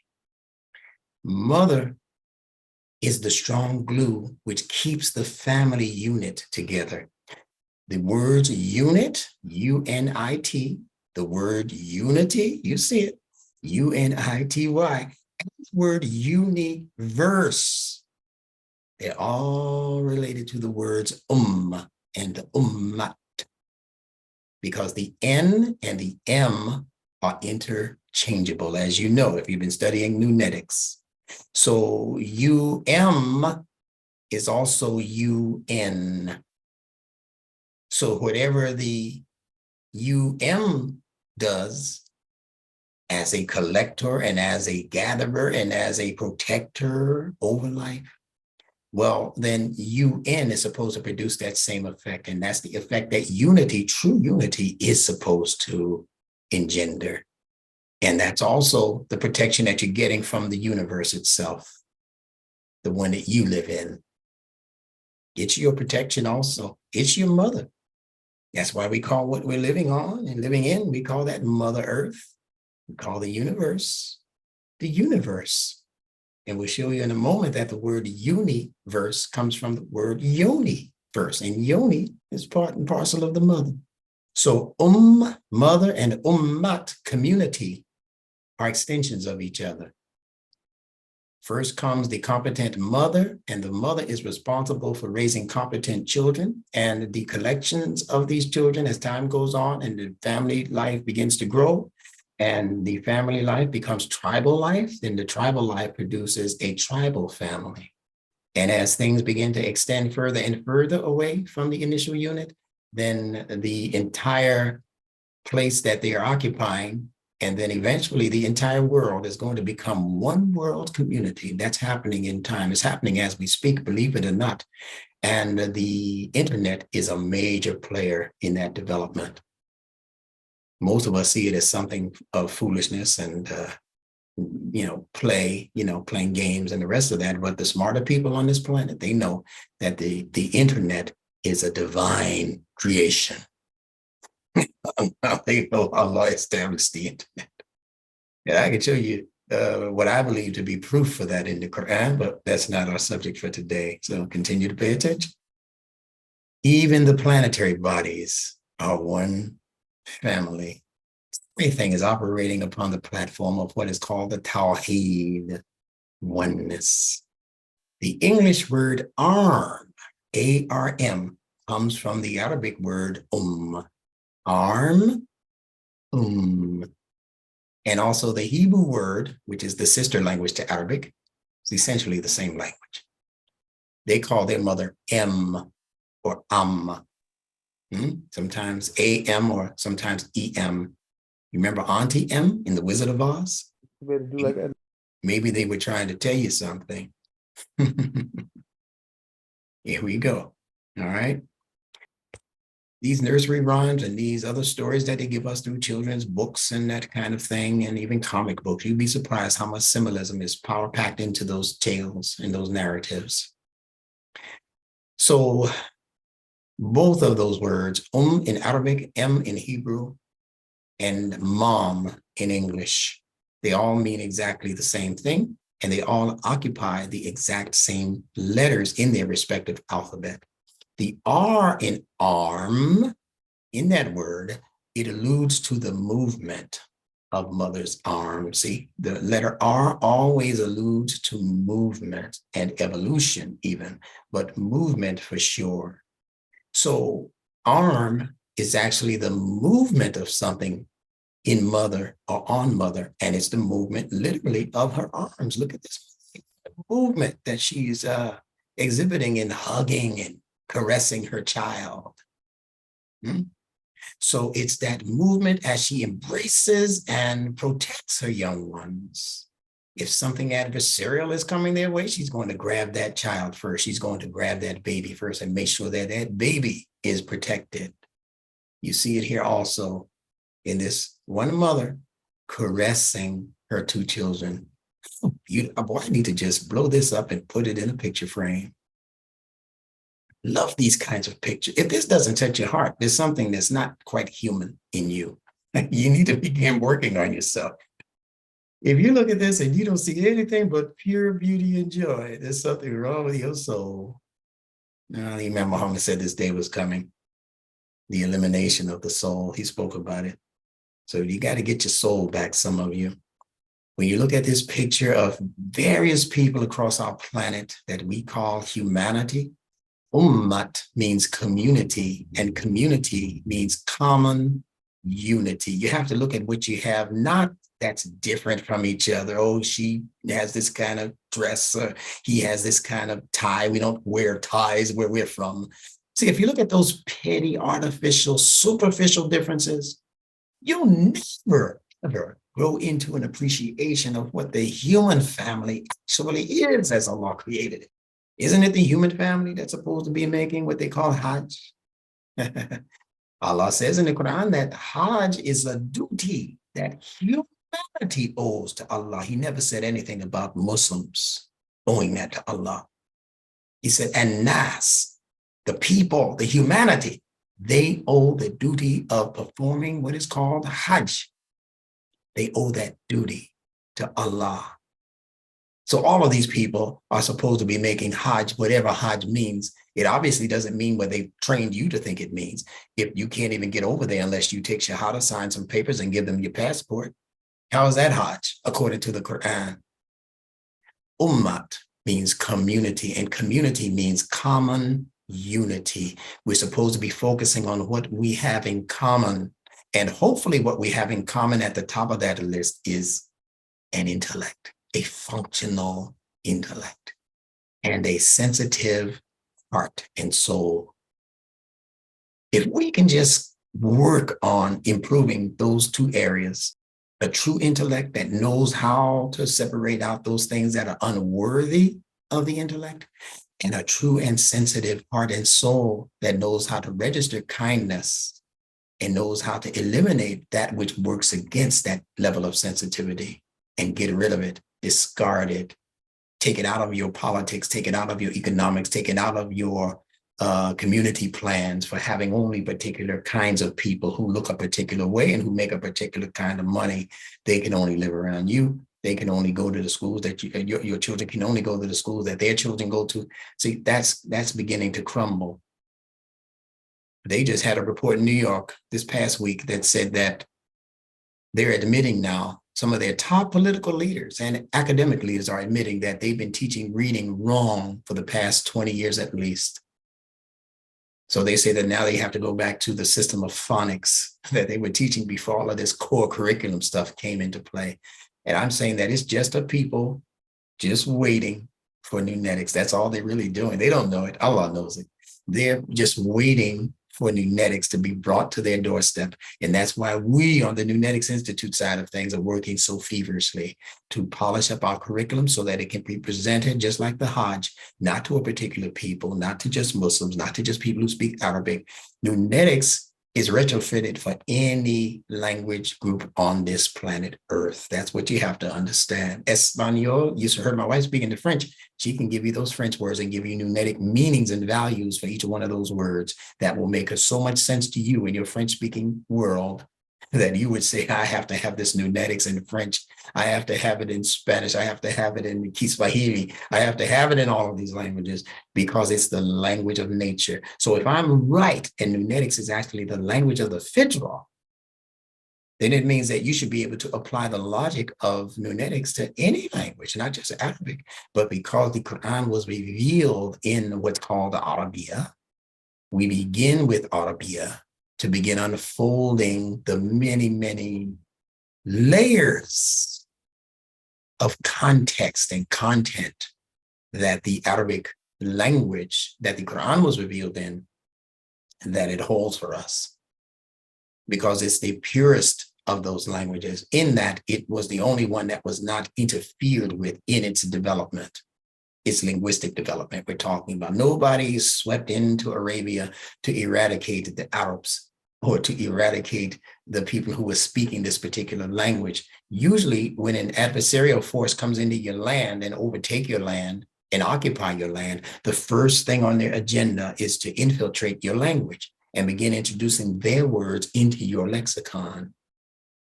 So it happened with Arabic. They did exactly that. They have words now for computer and television and industry and all of that, but that came after the revelation of the Quran.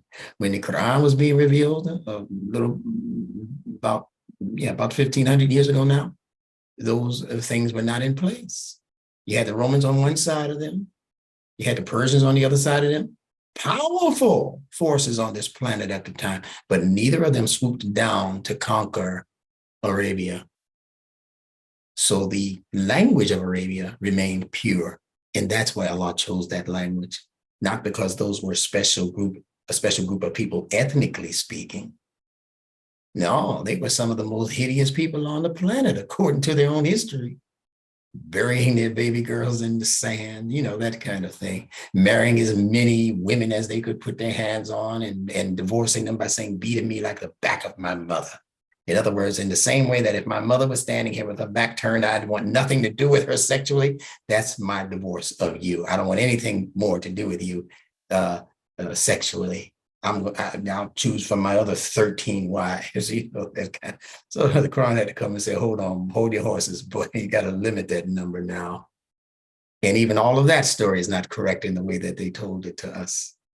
So the only real system that's able to make corrections on the logic of even history is what we're introducing into the world now as NuNetics. You'll see it more sooner than later if you just stick with us and be patient. So ummah means community. Community means common unity. Many mother figures in scripture are actually descriptions of community types. Now, who gave us this information in detail? Imam W. Dean Muhammad. Imam W. Dean Muhammad, I know some of you who came up under Imam Muhammad and were influenced by him and assisted by him, mentally especially. You don't even want to mention his name now. I see you out there. I'm listening at you. You won't even give him a courtesy nod. And I watch people from these other places, Pakistan and Egypt and all this, but they have no problems giving a thank you, a posthumous thank you, if nothing else, to their bygone leaders that helped them out of their quagmire of confusion. So till the day I die, I will not have a problem saying thank you to Imam W.D. Muhammad. And that doesn't mean I have to agree with everything he said. You want to hear something surprising? Imam Muhammad didn't agree with everything he said. He came back to clean a lot of stuff up in the 33 years he was teaching. Said, I know I told you this, but now I'm telling you that. I know I said this, but I found in investigating that I was wrong to tell you that the way I told it to you. And now I'm saying this because he's a human being. Stop trying to make him something else, you W.D. Muhammad worshipers. You know who I'm talking to. Stop that. Your mind can't grow under that kind of false pressure. It's unnecessary. Humans among the mortals that Allah has created is the way he describes human beings in the Quran. So don't look for a God and give credit where credit is due, whether it looks like you in the mirror or not. So when you read about mother figures in the Quran, like Maryam, the mother of Isa or Jesus, like the one they call Miriam, the mother of Moses or Musa in the Quran, it says that his mother was the one who put him on the river that was able to float his boat up towards the big house in Misr that we refer to now as Egypt. It was his mother that did that. Those images of mothers in scripture are also indications of community types and what communities were responsible for doing. When community life establishes itself firmly upon principles of unity, they become practically immune. You see the IMM, just like the UMM, because immune has a connection to both Iman, what they call faith and trust, but also to what a mother does as a protector. Isn't your immune system the protection for your body, the primary protection for your body? Yeah, well, if you look at your immune system, it's following the fitwa pattern of the system created by Allah. So community life, if you want to be a community for real, and not just faking the funk, as they say. I'm Black, so we in the same community. I need reparations because I'm Black like him, like her. Well, what about the light-skinned Adam Clayton Powell? You remember him from New York? I think he was a congressman. Adam Clayton Powell. If he didn't open his mouth, you wouldn't know he was a Black man. You would have thought he was just a white man or a Latino, at least. So you're going to give reparations to so-called Black people, and you don't even know who Black people actually are anymore. We don't even know. We're more scared of ourselves than we are of any other people on this planet. So you got to figure out what's going to work before you introduce it to the world and make a fool out of yourselves, like they just did at those hearings in California, a state that never even had slavery, asking for reparations. You have $1 trillion, Mr. Black man, running through your fingers every year, 1 trillion. And that's just the money that they can count on the books, not to mention the other funny money behind the scenes that come through our hands every year. 1 trillion. And we haven't been able to pull together 10 billion of that and say, let's do something for ourselves, like the Honorable Elijah Muhammad was encouraging us to do. We just want handouts. Well, that's not what a community does. That's not going to supply you with the level of immunity against other things that they plan against your life. This hand will be giving you the money, and this hand will be bringing the hammer. But you're so blind, and you don't understand the lessons of history enough to know what will come right behind that. Because if you knew that, you would have known what was coming right behind the jab. I told you 2 years ago what they meant when they said jab. I said it's a boxing term, and it's the setup punch. That jab, that's the setup punch. That's not the real punch. The real punch is the knockout punch that's coming behind the jab. And they're setting up that knockout punch right now as we speak. Just keep paying attention to what Instructor Bilal is teaching you. This is your safety net, whether you realize it or not. The understanding of language will save you. Allah said, "Oh, you who have believed, oh, you who have expressed faith, save yourselves." He didn't say go to the government and ask them to save you. He said, save yourselves and your families from the fire whose fuel is men, and they say, and stones, but that's not what that means. It says el-hijarat, el-hijarat. That's singular. That's not plural. That's not stones. That's one stone. Don't have time to go into that. I'll just tell you that that one stone could possibly be located in the middle of your brain, buddy. You got a stone right there. It's called a pineal stone, right in the middle of your brain. And it's doing, it gets lit on fire also, you know. So save yourselves and your families from the fire. It didn't say from a fire, but Naran, it said from el-nar. En-nar, that's definitive. A particular fire whose fuel is men and, oh my goodness, that is so beautiful when you understand it. Look at these elements. You can break the Quran down into the 4 basic elements. Save yourselves and your families from the fire, that's one element. Whose fuel, that's liquid, that's another element, is men and stones, mineral. That's land, that's earth. You have to understand what you're reading. So if you understand what we've been saying about the 4 basic elements, you can begin to apply the logic of those 4 basic elements to all of these portions of the Quran that mention these elements. There was a man who kindled the fire. When he had lit all around him, Allah snatched away their light and left them in utter darkness. Blind, deaf, dumb, they will not return to the path. You can't escape the 4 elements, so you need to go to work reading the Quran from an elemental perspective.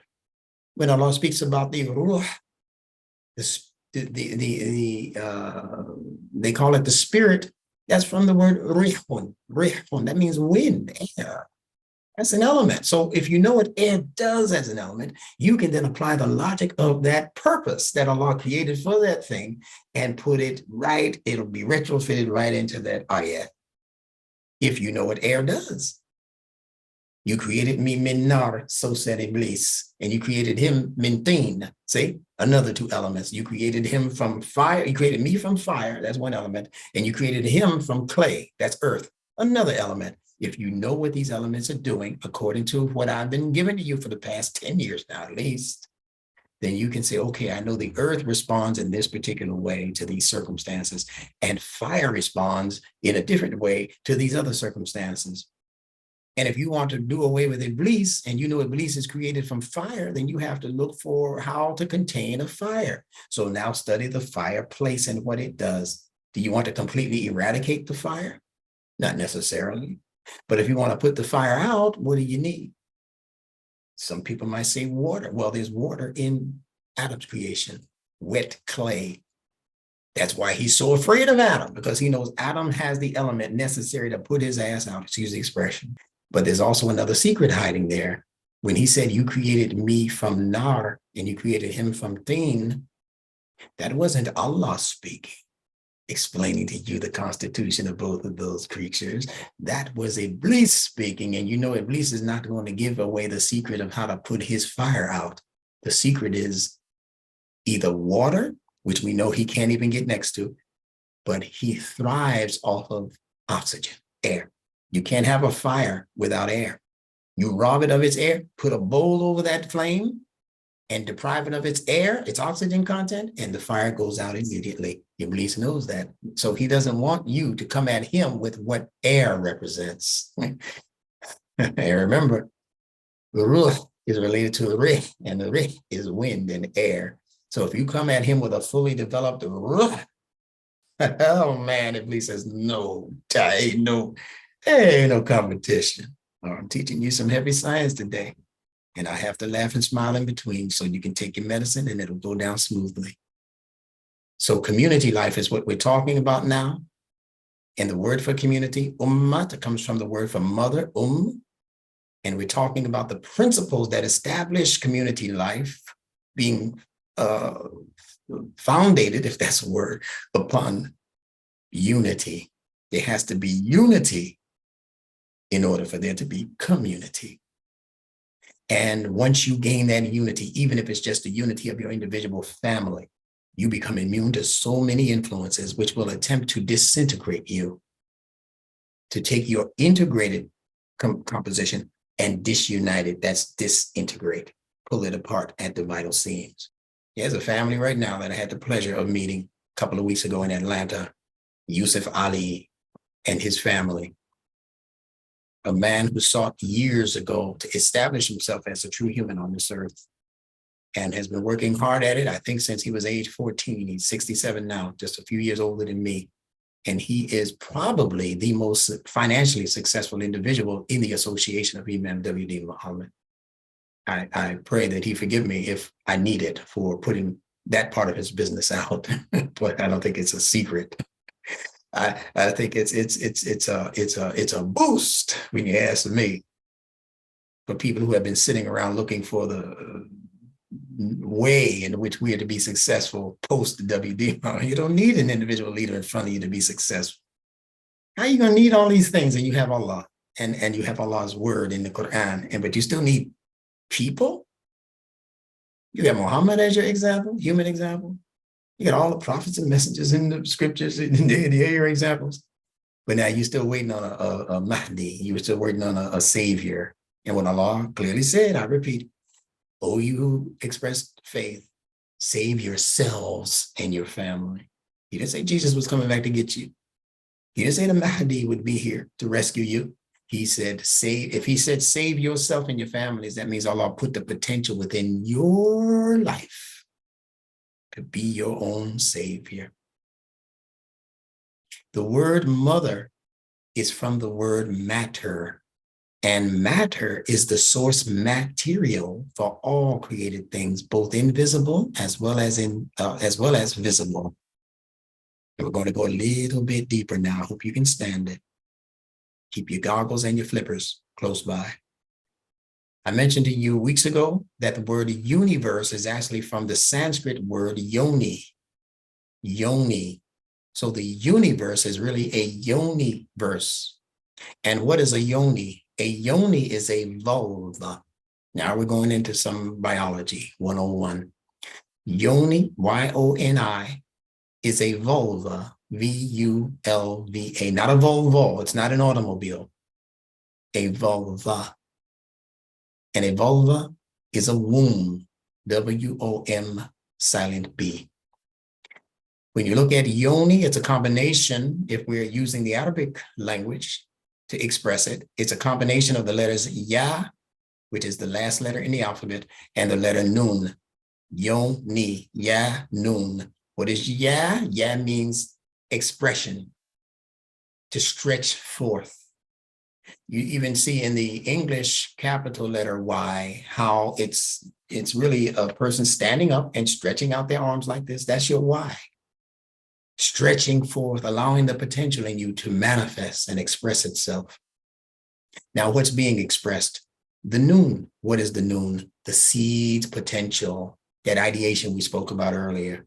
So yoni is actually capable of expressing the seed's potential. What seed?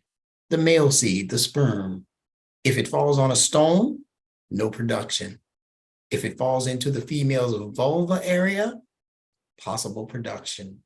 So that's yoni, the stretching forth of that potential. Once that potential becomes ignited by that unity between sperm and ovum. Yeah, that's when the party begins. So let's look at the online etymology dictionary to better understand what vulva means as a noun from the late 14th century, one of those centuries when the European Renaissance was in full blossom. And I told you it was influenced heavily by the Qur'an. The centuries of the European Renaissance, say between the 12th century and especially the 17th century, all in between there, those people were digging into the Qur'an and coming out with jewels that they decided to keep in secret. They weren't ready to commit to the level of morality that the Qur'an was calling for. They weren't ready to commit to the level of trust and human relationships on the level the Qur'an was calling for.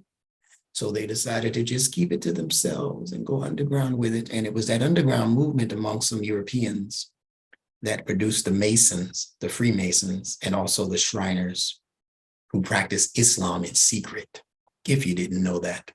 So let's look at what vulva means. We're going to go a little deeper now.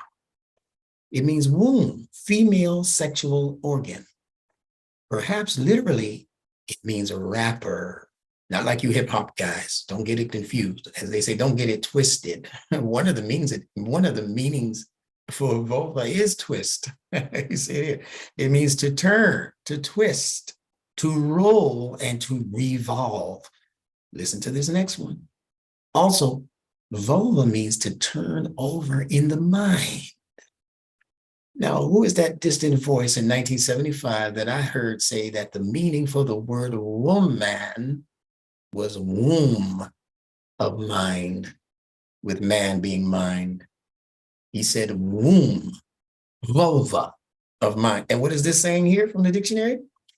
To turn, to twist, to roll, revolve, and also to turn over in the mind. You know how that baby turns over in the mother's belly around that 8th month, going into the 9th month, going into the delivery? That baby has to turn over. And then things get kind of quiet for a minute. And then all of a sudden, she's here. So to turn, to revolve, you see vulva and revolve, with derivatives referring to curved, listen, curved enclosing objects. Very important to understand that. Curved and closing objects. Isn't that what the womb is? A womb is an enclosed environment containing a curved developing life form known as embryo and then fetus. And fetus is really just the cryptic language of language manipulators to tell you that this is the part of the life development that needs to be fed. Feed us. Feed us. We have arms now. We have limbs now.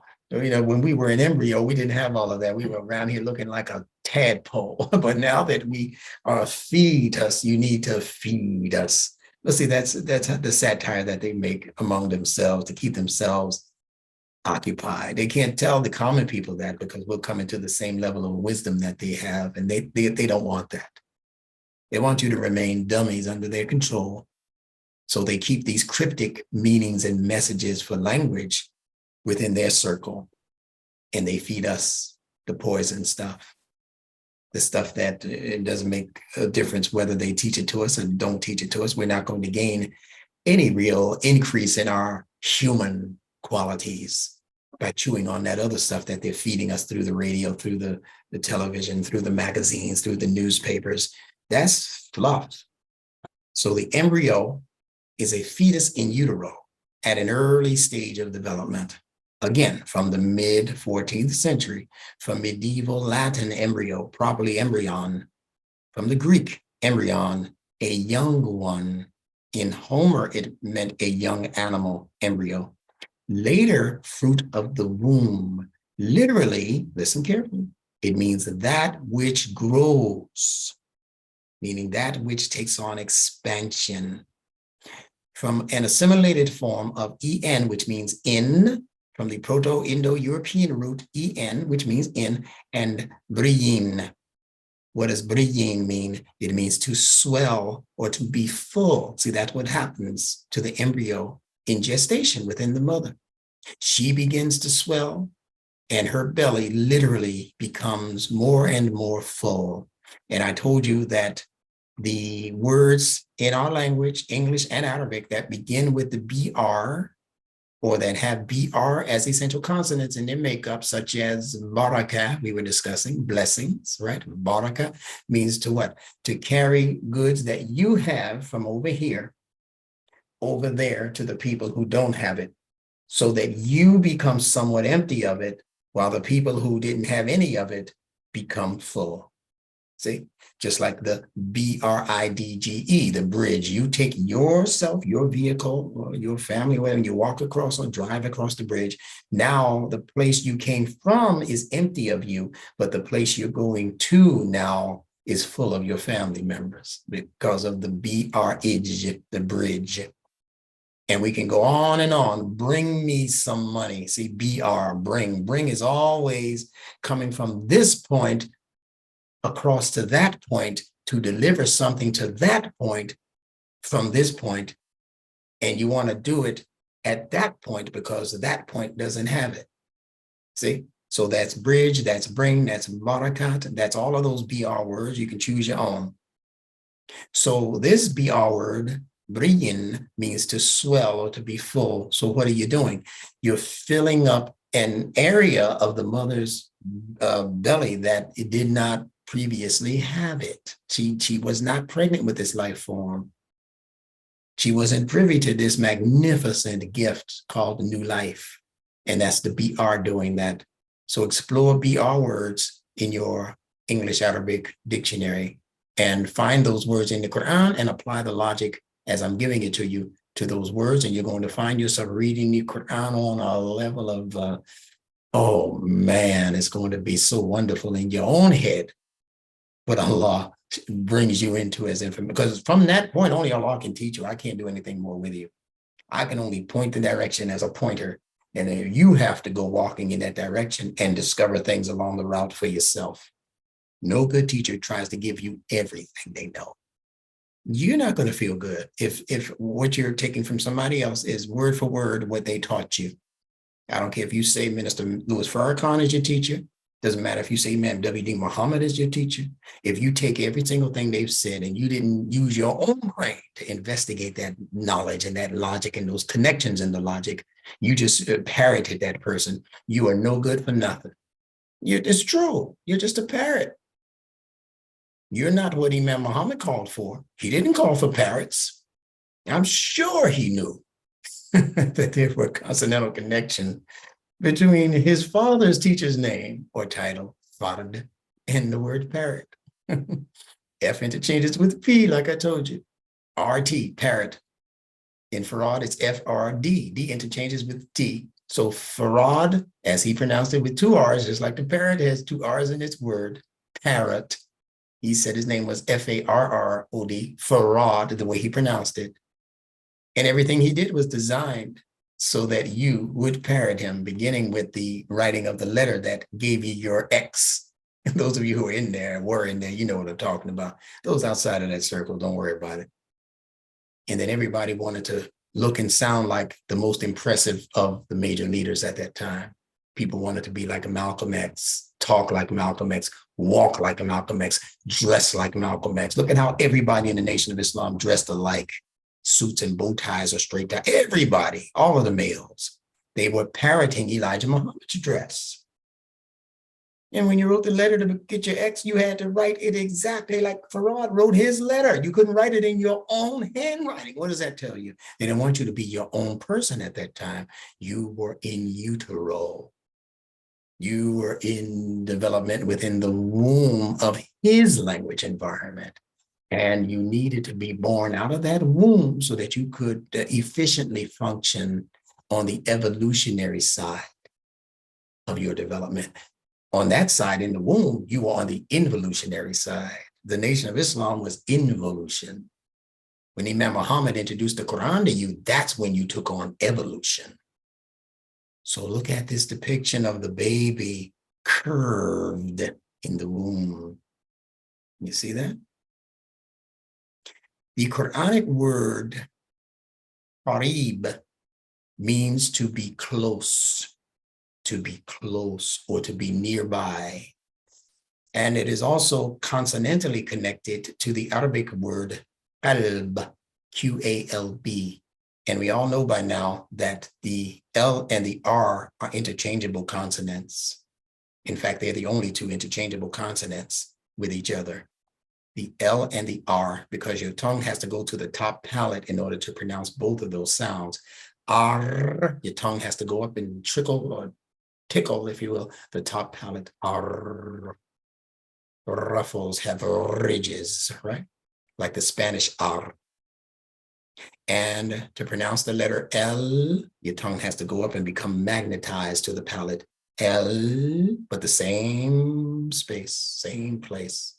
So L and R are interchangeable, and therefore the word qarib with its qaf, ra, ba is connected also to the word qalb with its qaf, lam, ba, or bait. And what does qalb mean? It means the core, the heart, not the heart like the heart beating in your chest. It means the core or the central focus for anything. And it is also a reference to the human intellect and its core concerns. Qalb. So what is this saying? If qalb is thematically related to qarib, and qarib means that which is close or that which is near, then the qalb also represents a process that is taking place within the human framework that operates around some core issues also, issues of the heart. Things that are close to you, your family life, your neighbors, and how they're faring today. Senior citizens, did I go check on them today? Your grandmother, that kind of thing. What are your core concerns? What are the concerns that touch your qalb, your core, that your intellect starts to ponder and say, man, no, I didn't go visit them. I didn't even put in a call today. It's Mother's Day. I didn't speak to my grandma, my great-grandma. See, that's your qalb doing that. And you respond with the intellect if you're a sane person. The Arabic word baraka, which is also related to qaraba, see, You got the B in baraka, you got the B in qalb, you got the R in baraka, you got the L and the R in qalb and qarib. You got the K in baraka, and it's interrelated with the guttural Q, kaf, off, from the same part of the mouth. So qarib, to be close, qalb, the core, the heart, the intellect, and baraka. What does baraka mean? Baraka means to extend something a distance away from the core. Look at what's being said now. See, baraka is in the exact opposite direction of baraka. See, qalaba or qaraba is the opposite of baraka. I think I'm being clear now. So very often when consonants are lined up inversely or in the opposite direction, they take on opposite meanings also. So in the same way that qarib and qalb are inviting things to become close, baraka is inviting things to be extended away from the core of their core concerns. I'm going to give you this money. It's no longer my concern now. It's yours. You need it more than I do, buddy. Huh? So yeah, baraka, blessings, are things that you let go away from you a distance, whereas qarib are things that you bring into you from a distance so that they become close. Oh, doesn't that melt your heart? That's beautiful. Now, the word evolve is related to the words revolve and evolve. Revolution creates evolution. Tell this to your science teacher. As the earth revolves, its life forms evolve. They say that the earth is revolving on its own axis. We've been told that all of our lives in school, from grade school all the way up to college and university, right? That the planet we're living on is revolving on its own axis, so many spins per whatever, you know. But as it revolves, the life that is contained on and in the earth revolve, or pardon me, evolve, meaning they become more and more refined. That's a beautiful finding right there. And it says something also to people in history who called themselves staging revolutions. The Mao revolution, the black this, that, and the other revolution, and the Cuban this, that, and the American revolution, and all of those were bogus revolutions when you compare them to what a revolution is in Allah's fitrah. Because in Allah's fitrah, everything that experiences a revolution also is experiencing an evolution. So look at those people who say that they mounted a successful revolution because they overthrew some government or some leader, but the people themselves remain on a level of poverty, squalor, ignorance, etc., just under a new leader. Those people didn't go through a true revolution because they didn't experience any real evolution. They didn't go through a real revolution because they did not experience real evolution. That's how the fitrah presents revolution and evolution.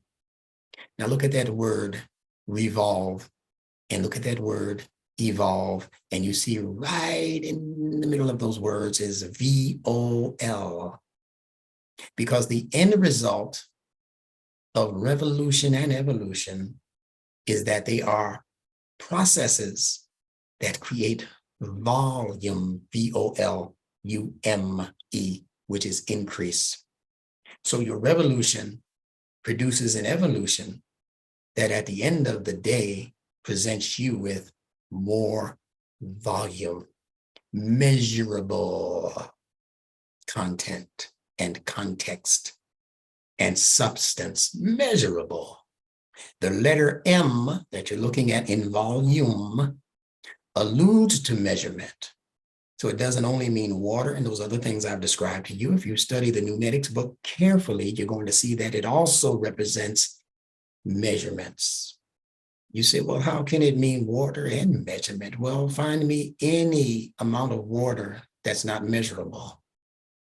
From the drop on the side of your glass that you were drinking out of, to the Atlantic and Pacific Oceans. You can still measure them, no matter how big they are. You can measure all water bodies. You can measure them, the lake, the water in your bathtub, all water comes in measurements. So the letter M or mean also came to represent measurement.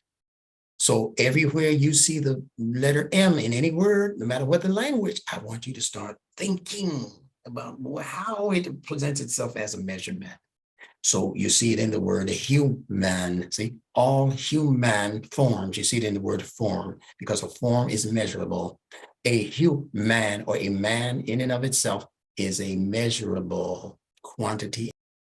First, you look for the quantity. You say, well, how tall is the person? What ethnicity? Maybe you need that as information or whatever. You go for your driver's license. They need to know what color your eyes are. They take these measurements of things. He's 5'9", he's 5'12", or whatever, 6'1", or whatever. These are measurements, and that's all they want to know. But the world that needs to engage you, they want to know more about your qualities than they want to know about your quantities. Quantities are measured. Qualities, you can't measure them. Can you measure goodness? Can you measure sincerity? Can you measure truthfulness? Can you measure honesty? See, you can't measure qualities. You can only measure that which is quantifiable as quantities. Amounts of things. You see the M in the word amount, the M in the word measure. See, those things are measurable. And Allah says what? That all human forms and all life forms for that matter are created from a measure of sperm. You see the M in the word sperm, that means it's measurable. You see the word emitted, you see two M's like and emitted. Yeah. Because it's measurable. You see the two M's in the word immune, because your immune system has a measurable limit on how effective it can be in fighting off the bad guys in your system, as Kareema mentioned to you earlier. So I'm giving you a major nugget tonight. In the letter M, wherever you find it, it deals with measurement, amounts, quantities. Look at what Allah says in Surah 76, Ayat 2. Allah says, Inna khalaqnal insana min nutfatin amshajin nabtalihi faja'alnahu sami'an basira. Verily, we created man from a drop of mingled, see the M in mingled, that means it's measurable, mingled sperm. We spoke about the M in sperm, it's measurable, in order to try him. So we gave him the gifts of hearing and sight. And the word for hearing is sama', or sama'a, in this case, the verb sama'a. That's to hear. And hearing is measured in what? Decibels. What a tremendous gift NuNetics is. Now, sound itself travels not in straight lines, but in a series of curvatures, much like the shape of the ear and the fetus. Listen carefully. Sound that you're hearing right now as I'm speaking, it is traveling, but it's not traveling linearly. It's traveling in a series of curvatures. We call them waves also, sound waves, curvatures, much like the shape of the ear and the fetus. Look how it resembles the same shape. Even if the baby turns upside down, then this becomes the head and this becomes the butt. But here, this becomes the head and this becomes the butt. Either way. And then the navel is right here, and that's the little piece of your ear right there. You put your little Apple earpods in, right? So it's the same shape. Allah said he created instructing signs in the skies, instructing signs in the earth, and similar signs in you. But most people go on not hearing and seeing and experiencing those signals or those signs from Allah. It's wonderful when you understand it. Life consists of involution and evolution. Life is a series of circles or cycles. Every time you turn a new age, you're advancing cyclically or by cycles, not in a straight line, but in circles. You got me going in circles. Remember that? Oh, round and around I go. Yeah, well, that's your chakra energies also. They advance based on circular motion of energies. And that's life. Concentric circles. Drop something into a still bowl of water, and it will create a series of circles that go out and away from the central point. That's life. Allah says he created all life from water. So your life should emulate what water does. And water doesn't travel linearly only on the surface, does it? But when you get close up on water and you have some exchange with it, you have some interaction with it, you'll see that it's operating in circles and in cycles, and it's recycling itself. When it goes down the drain, it's recycling itself. When it rains, it's called the water cycle. There's a water cycle in operation at all times. So life is not just evolution. Don't let the Darwinists fool you. They put you under a spell, Mr. Scientist. Life is not only evolutionary, life is first and foremost involutionary. Where is the involutionary stage in the development of you as a functional person in the world? It was when you were in the belly of your mother. We're still talking about the precious nature of mother.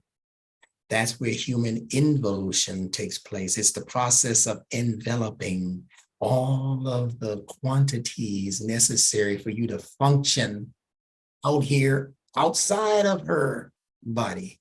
You needed quantity for that. You weren't developing quality, you were developing quantity, mass. See the M in mass? You were developing quantity in your mother. Finger buds, toe buds that eventually became fingers and toes, and then nails popping out. Those are quantities of things. 2 eyes, eyelashes, a hair maybe in the womb, right? Those are quantities of things. And when you come out of the womb is when you begin to develop qualities. That's when your evolution begins. I'm giving you scientific pull-ups that science has not yet discovered, to my knowledge. I've never read about what I'm telling you right now. All I know is that Allah tapped me on the shoulder and said, hey, see if you can use this. And I'm tapping all of your shoulders and saying, hey, let's see if you can use this. Allah says he created everything zawjain, in pairs. So why would there only be evolution and no involution? That doesn't make sense. That's why science is screwed up. Yeah, in need of a checkup from the neck up right now, most sciences, because they're not following the fitrah. The fitrah says that everything has been created in pairs. So there's involution, the process of enveloping. You know what it is to put something in an envelope. You don't put it in the envelope for it to stay in the envelope. Once it gets delivered, just like the baby gets delivered, then you take that letter, that letter out of, that's what we're doing with NuNetics. We're taking the letters literally out of their envelopes. And we're showing you what Allah wrote into that letter as a message for you. He gave it to his messenger. He said, go deliver this. And the messenger gets to you, say, oh, here's what, I don't know what's in the letter. You have to investigate that. But this is Allah speaking directly to you, buddy. So treat this letter well. Yes, it's wonderful. So things become enveloped, then evolution takes place. Once you are on this side of the birth process, it's the process of unfolding what has been enveloped. The end result of both involution and evolution is love. You want to know what real love is? It's not this wishy-washy stuff that you're learning from your soap operas and from your rap videos and all. That ain't got nothing to do with true love, as the fitrah introduces love. And obviously the early grammarians understood that for them to put this idea related to love right smack in the word evolution and involution. That VOL, just turn it backwards, you have love. So if you want to know what love is, ask Mother Nature. Don't ask your psychiatrist. Don't ask your 5th grade teacher to teach you about love. If your mama has any sense about her whatsoever, she'll know where to point you. And she'll tell you she's not your first mother. Mother Nature is your first mother. So let's go see what nature has to say about love. Let's go see what nature supports and wraps its beautiful arms around. That's how you have to do that. In the Quran, when Allah says Allah loves this and he does not love that, check for those things he's talking about. Check for those things in nature. And you'll come closer to what I'm describing right now. Just check for those things in nature. Because everything that Allah loves, he preserves until they live out their term. And the things that he does not love, he allows them to be aborted. And I'm not talking about this abortion in the abortion clinics. That's man's doing. I'm talking about the things that Allah does not allow to grow into their full expression because there's something deformed in the process. The reason why humans are going through what they're going through now is because human development has become severely misformed and deformed. The growth has become retarded by social manipulators intentionally putting their plan on top of and all around Allah's plan, so that Allah's plan will remain in the dark, and the only thing that would receive sunlight would be their manufactured schemes. But what they weren't factoring in and depending on was the idea that when their scheme comes into direct contact with the purity of Allah's sunlight, they burn up to a crisp. And when they burn up and the scab is removed, there goes the fitra all over again. That's what we're going through right now. All you got to do is be patient and do what you're supposed to be doing and let Allah do what he does and watch and see what I say don't come true if you live long enough. Yeah, this is the great unfolding of a marvelous plan for creation, especially the human creation. So look for a world of love to come behind this world of false ego gratification, false worship of things. It's coming soon behind it. It doesn't really take that long, but you have to know what signs to look for. And the Quran gives you everything you need to know about what you need to know. So you have to pay more meticulous attention to the Quran. I didn't say to the Hadith. I said to the Quran. They asked Muhammad in the Quran, they said, well, tell us about the future. He said, I don't know. The one asking is just like the one being asked. I have no idea what you're talking about. I'm not here to predict the future. He said, I can't even tell you about my own condition in the future, where I'm going to end up. That's Muhammad talking in the Quran. I can't even tell you where I'm at. It's all the grace of Allah. Wherever we go, it's Allah's business. You got these muftis and sheikhs trying to predict events. Yes, this happened, and then this is going to happen according to the hadith and according to the prophet who said about when these two people converge and have a war on the Mount of Buriak, and then this is going to happen and that. Where Muhammad get all this information? And in the Quran, he tell you, I don't know. Where's all this other information? Well, he must have did he leave something out of the revelation that he was supposed to tell us? Because in the Quran, he says, I don't know. Not the all-knowing. So pregnancy is where involution takes place, the involving of matter. The involving of matter within mother, creating quantities of things, so that after it is born, during delivery and after, it begins to take on continued involution.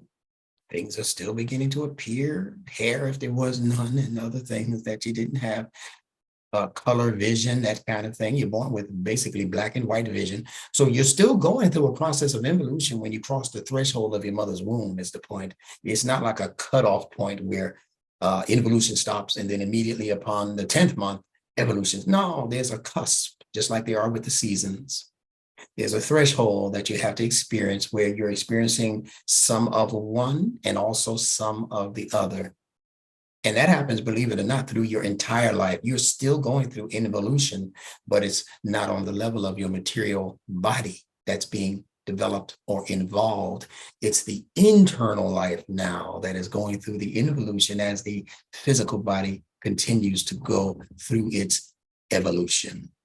And there will come a point where your involutionary life will meet your evolutionary life.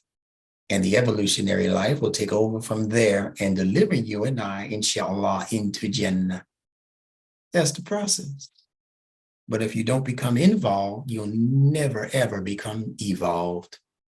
I think James Brown told you once, get up, get into it, get involved. Now, every human life is born Muslim, meaning from, Muslim is from the same root letters as Islam and Salam, in case you didn't know, the S, L, and M. So let us see what these letters indicate as a sentence. And once we get finished with this word, we'll be through for the night. And inshallah, we'll pick up on a different word next week. So let's see what these letters indicate. In the word Muslim, Islam, Aslama, to submit, and Salam, peace. They say Salam means peace and safety, and it's from the 3 consonantal letters, Sin, the S sound, Lam, the L sound, and Mim, the M sound. Let's start with the letter Sin. Now you have to follow this carefully in order to absorb the messages. Sin as a fitra-based Arabic letter represents the bottom lip. You'll see this in my NuNetics book if you've purchased it. It represents the bottom lip, and hence things that fall. See, as I speak, it's not my top lip that's moving. It's only my bottom lip that's falling to speak. When you eat, it's the bottom lip that has to fall so that it can insert food and begin chewing on that food in order to break it down into smaller, more manageable portions. Pay attention to the fitra. Allah said the instructions in that signs in the heavens and the earth and in you, but most people don't pay them attention. Instructor Benjamin Bilal is paying everything that comes into his conscious brain attention. And that's why Allah is rewarding me. And that's how Allah can reward all of us. Just pay attention to his fitra. So also, the letter Sin is representing the human intellect in all of its brilliance. See, when you chew on food, the teeth become more and more brightened or brilliant. But you'll only see the brilliance when it is unshrouded, meaning the bottom lip, when it is unshrouded by the bottom lip. The teeth, will become more brilliant when they become unshrouded by the bottom lip. When your mouth is closed, you can't see the teeth, especially the bottom set of teeth. When your mouth is open and chewing, that's when you can see the brilliance of the bottom teeth, in addition to the top teeth. This is the fitra teaching you. So you have to remove the shroud from the bottom teeth by allowing the bottom lip to drop, to droop, to drop, in order to accommodate more and more nutrition. Now, what I just described to you would dazzle the best of the socio-psychological leaders of this world, the Freudian trained ones, the Carl Jung trained ones, even the DeMartini trained ones, and the Bruce Lipton trained ones, and the Joe Dispenza trained ones. They would marvel at some of these discoveries we've come into through NuNetics. And they themselves will become much more curious about this linguistic technology once hearing it from this perspective. So that's seen, the brilliance of the teeth, and it corresponds with the human intellect in all of its brilliance. You see how bright the teeth are? That's how bright the intellect can become. But the intellect cannot become bright until it begins chewing on information. You get it now? So seeing is the human intellect. The next letter, Lam, as a part of your body, it represents the tongue. And the tongue, of course, represents communication. Lam also represents things that are up high or above. We mentioned the tongue and the letter Lam earlier in saying that the tongue has to touch the top palate within the mouth in order to pronounce the sound of L. See, L, the tongue has to go up high. So the letter Lam came to represent all things that go up high and station themselves there. So even in the English language, you'll find very key, crucial words that carry that connotation, or I should say that denotation, the original note, which the fitra gives us by allowing you to study what the tongue touching the top and staying there means psychologically. It's talking about an elevation, you see? So even the words in English like intellect and intelligence, both those words have two L's. So it's indicating where your mind should be if you consider yourself to be an intelligent person or person of established intellect. And the letter meme, the third letter, means churning in the stomach as a part of your body. When your stomach begins to make noises, you know, from the acids, from the liquids that are rushing back and forth in the stomach, either because you're hungry and you're asking for food, or because you ate the wrong thing and now your stomach is regretting that it ever met you. All right. So it's churning in the stomach. Meme also means water, as waves operate in the water. And the same way that waves operate in the water to remove the filth, to remove the garbage, waves will take that garbage, that bottle you throw out there with a little ship in it or whatever, you know, we put up a ship in a bottle and throw it out to sea, thinking our girlfriend was going to find it and read the note and all that foolishness. But if it goes out there where the waves are going to take that bottle, take that garbage you dumped it, and it's going to deliver it. It's going to push it until it gets to somebody's shore. So what does that represent? In the psychology of the human nature, it represents your moral thinking, because your moral thinking has been designed by Allah to do exactly the same thing when filthy ideas enter the mind and enter the emotionality, which water also represents. It's intended to take that residue, to take that unnecessary garbage that doesn't belong in it in the first place and push it to where it doesn't have to deal with it.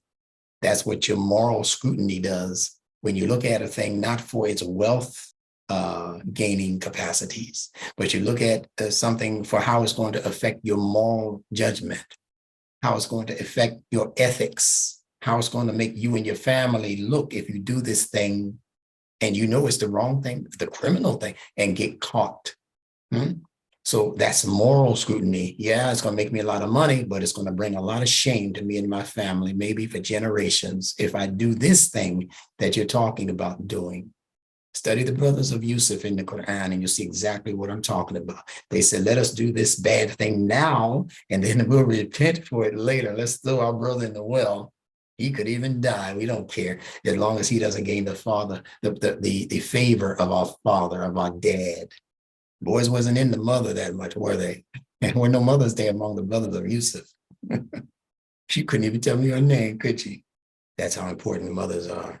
Now, I gave you the meanings for seen, represents the brightness, and it is indicative of the human intellect and how it likes to shine. The letter lam, meaning communication. So already we know that it's talking as a sentence about the intellect and its ability to communicate something, or its ability to be the authority. See, the letter lam is also the shepherd's hook, the shepherd's staff that he uses to direct the sheep. Go that way. He's the authority. That's what the staff represents also. So it's the intellect as the authority that is communicating something to a particular somebody. Who is that somebody? Meme. And what is meme? As water, it represents your emotionality also. We mentioned that. So seen, lam, meme, the intellect's communication and authority, lam, over the emotionality, the things that we need to be scrutinizing, morally speaking, so that it doesn't affect us in how we operate emotionally. We don't become all emotionally bent out of shape because we did something that we regret. Now, all three of those concepts together represent that sentence that I just gave you, and that's the truest meaning for the word salam. So don't look at it as just being peace, P-E-A-C-E. Look at it as being a process that the human mind has to engage in order to bring the human spirit into the proper level of peace, cooperation, safety, security, and all of those other meanings they give you in the Arabic English dictionary. We're just filling in the blanks. We're not saying the dictionary is all the way wrong. We're just saying that it's not complete. And speaking of complete, let's look at this last meaning for salam. So you see the churning in the stomach. That's the meme we were telling you about. The churning of the water in the ocean. That's meme also. And the mind's entertaining of moral ideas and moral commitments to behavior, especially. All of these are meme on different levels. That's on the level of the body, the biology. That's on the level of the environment. And this is on the level of ethics as an idea, an abstract. So SLM, seen, lam, meme, equals the intellect communicating above the emotionality. You have to allow your intellect to rule above your emotionality. If your intellect's light, if that brilliance is put out, then your emotionality is going to become wayward. It's going to become haphazard because your emotions are not designed to see the way for you. They are designed only to feel the way for you. I feel this might be the right, people who feel their way, they're in the dark. Where's the light? Where's the switch? Where's the lamp? See, when you have to feel, that means you can't see. And if you can't see, you're not qualified to be the leader. Your emotions are wonderful as a creation of Allah, but they're not qualified to lead your human life, your intellect, your vision that Allah put in this head and this brain and this capacity to determine what's right and what's wrong, which way is left, which way is right, when to stop, when to go. That's the intellect giving you those commands and demands. And that's the leader in you. And it's supposed to be leading you over and above where your emotions are trying to get you to go. Your horse says it wants to go this way. You take the reins. See, your horse is the meme, the emotions. The reins are the lamb, and your insight into where you're going direction-wise, that's the scene. See, so scene in the intellect, lamb, the reins that you're taking, the authority that you take through directing the horse, and the horse itself is the energy, the motor. See, the meme. I hope you're understanding it the way I'm giving it to you. And when you get to your destination, you're at peace.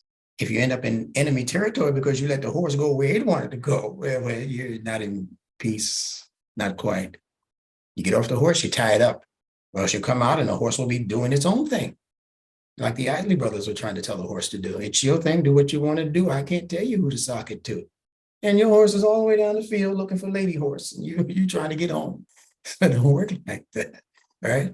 So we're talking about how the intellect, the human intellect, is able to communicate above and beyond emotionality. And that is what the Quranic Arabic fitra-based word salam means as peace. It doesn't mean what the hippies told you. Peace, brother. No, that's not what it's talking about.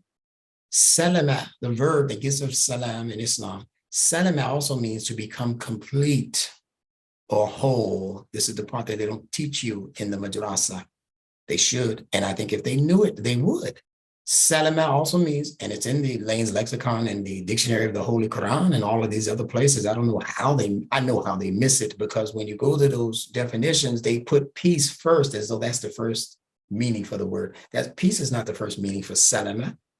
Wholeness should be the first meaning for salama.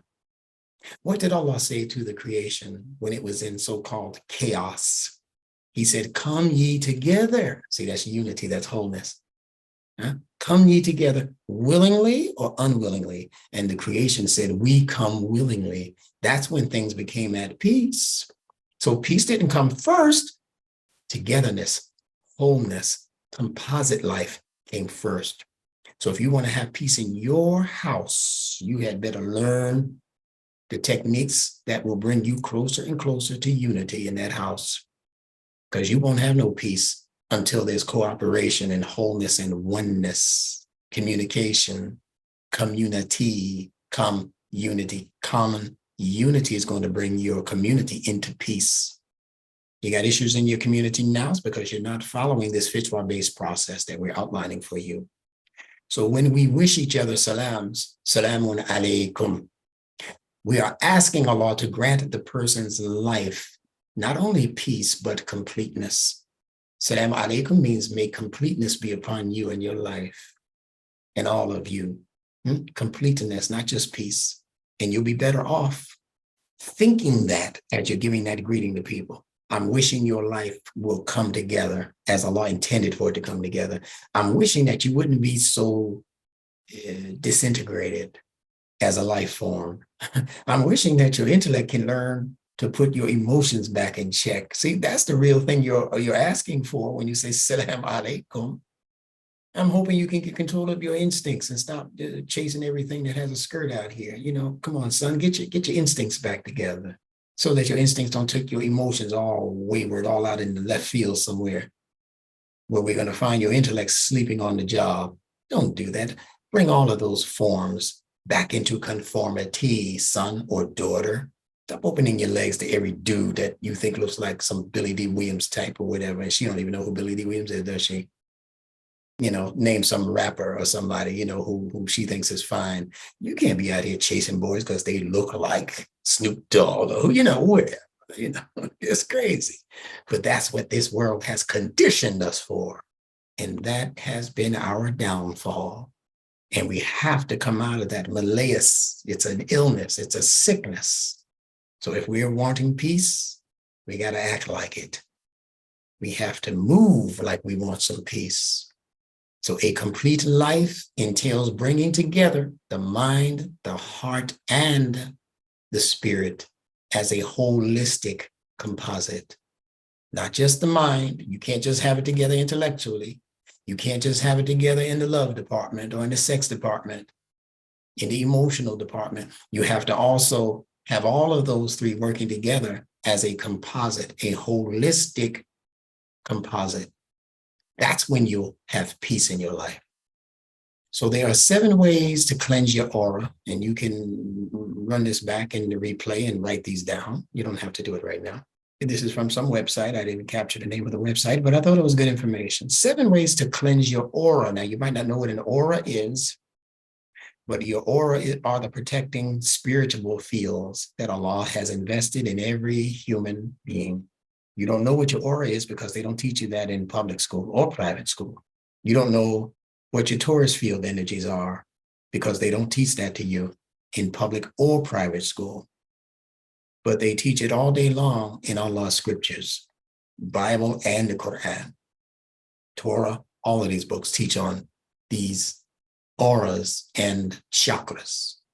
You just have to know which words to look for so that you'll find the meanings for these concepts.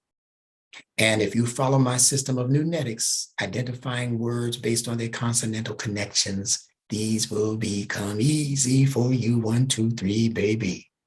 When you know that that A at the beginning of a word is a guttural, just look for the other gutturals. H is one, G is one. So you can interchange any one of those letters and you're going to come out with a related meaning, not the exact meaning, a related meaning. If you know what a guru does, you'll understand my point. If you know who the Egyptian character Heru or Horus was, you interchange that A with an R, you got Heru, put a vowel there, U. You got H-E-R-U, Heru, the son of Osiris, Alsar, they call him Alsar. Yeah, Heru saved the day. He was the hero. See, Heru became the hero for his daddy. Well, that's what your aura does. For you, it saves your day when you understand how they operate. It's a wonderful science once you understand it. That's what a guru does. You go to a guru who gives you all of this wisdom from past experiences and how to live to make it safely into the future experiences. That's what your guru does. Well, the G is a guttural, just like the A is a guttural, just like the H is a guttural, and serves the same exact purpose. Even if you flip the script inversely, and you put the R first and the guttural as the second consonant, then you have the word we spoke about earlier from the Quran called Ruh, R-O-O-H, Ruh. So your aura is going to be related to what your Ruh does. Again, beautiful when you understand it. So number 1, drink water with lemon every morning. Number 2, spend at least 1 hour in nature, very important, or natural light. Most of us don't spend 30 minutes a day and outside, especially since they had been convincing us that COVID was going to get us. And if we go outside our door and breathe the air, we're going to catch it. And it was the exact opposite. It was outside in the sunlight. That's what you need. They say that's what kills the virus. That's what they told you. Sunlight, 70 degrees and above, but out here you got 80 degrees, 85 degrees. And they still have our elder senior citizens walking around with masks on, choking out their own life, unfortunately. So no, spend at least 1 hour. If you have a backyard, put your little beach chair out there, huh? And just sit out there for 30 minutes. Just breathe the air, especially if you're like down here where we are in the South. Breathe the air, or at least get that natural light. Sit next to the window where the light is coming through in the morning or in the afternoon, depending on what side of the house it's on, right? Number 3, practice hydrotherapy. That's a therapy that involves water. Look that word up, hydrotherapy. Number 4, listen to soothing sounds before bed. Not a lot of rock and roll and heavy sounds and all that stuff going on and crash cymbals. No, don't do that before you go to bed. That stuff remains in your psyche. And it'll come out sometimes in the weirdest of dreams. So listen to soothing sounds if you can, if that helps you to go to sleep. And do it right before bed. In fact, that's the best time to make dua and the best time to make what I'm introducing in my 2nd volume on the true meaning of the salat. I'm introducing this practice at that particular end of the day. So that will be revealed in the book that I'm wrapping up right now, trying to put the cover on it and all that, so I can send it to all of you folks who paid for your tuition for this semester early. You're getting that book for free as promised. Everyone who was not a part of that lineup, the book will be $40 for you. And I'll put in the notes how to secure your copy of that book. But it's almost ready. Just trust me when I tell you what Allah is doing with this book. Oh my goodness, you better hope to read the first book first, because what I'm putting in this book will make that book bore you. And there was a lot in that book. But I'm telling you, Allah is letting those ideas flow so freely through my fingers onto that computer. I'm almost afraid to stop, but I know I have to. But trust me, when you get it, you'll say it was worth the wait, Instructor Bilal. All right. Number 5, reduce your exposure to electrical gadgets. So you keep your cell phone away from you when you sleep, at least. Turn your television off. You'll be doing yourself a favor. Actually, if you sleep with a television in your room, that's bad enough, but you should unplug it, not just turn it off. You turn these televisions off, they're still on. Number 6, meditate. That's what I was speaking of. 2 to 3 times a week, at least. You should be meditating every day, 2 to 3 times a day. That'll be in the new book on Salat also. And number 7, avoid alcohol and drugs, which the Quran advises us to do anyway. All right, and that's by Dr. AbdulSamad.com. You can go there. I haven't gone there, but I was surprised to see a Muslim name. So that should be an interesting website also, right? I'll go there at some point tonight, maybe, to see what else he has to offer. So with that said, I will return you to your regularly programmed station. And I'm going to open up for just a couple of comments and questions. So we're not going to take this beyond the next 10 minutes. So please limit your comments to comments on what was said today or questions about anything that was said today, and leave it at that. We can't afford time-wise to have any khutbahs on this day. We want people to get back, and maybe if they're wives or mothers or whatever, then they'll get back to them before they go to bed for the night, if they haven't gone already. Okay, so let's go. Anybody have a question? Salaam Alaykum. This is Ahmed Hassan. I have a question. Ahmed, go right ahead. I'm a little confused about when you say these things can't be measured. My mind is saying that everything can be measured except for Allah.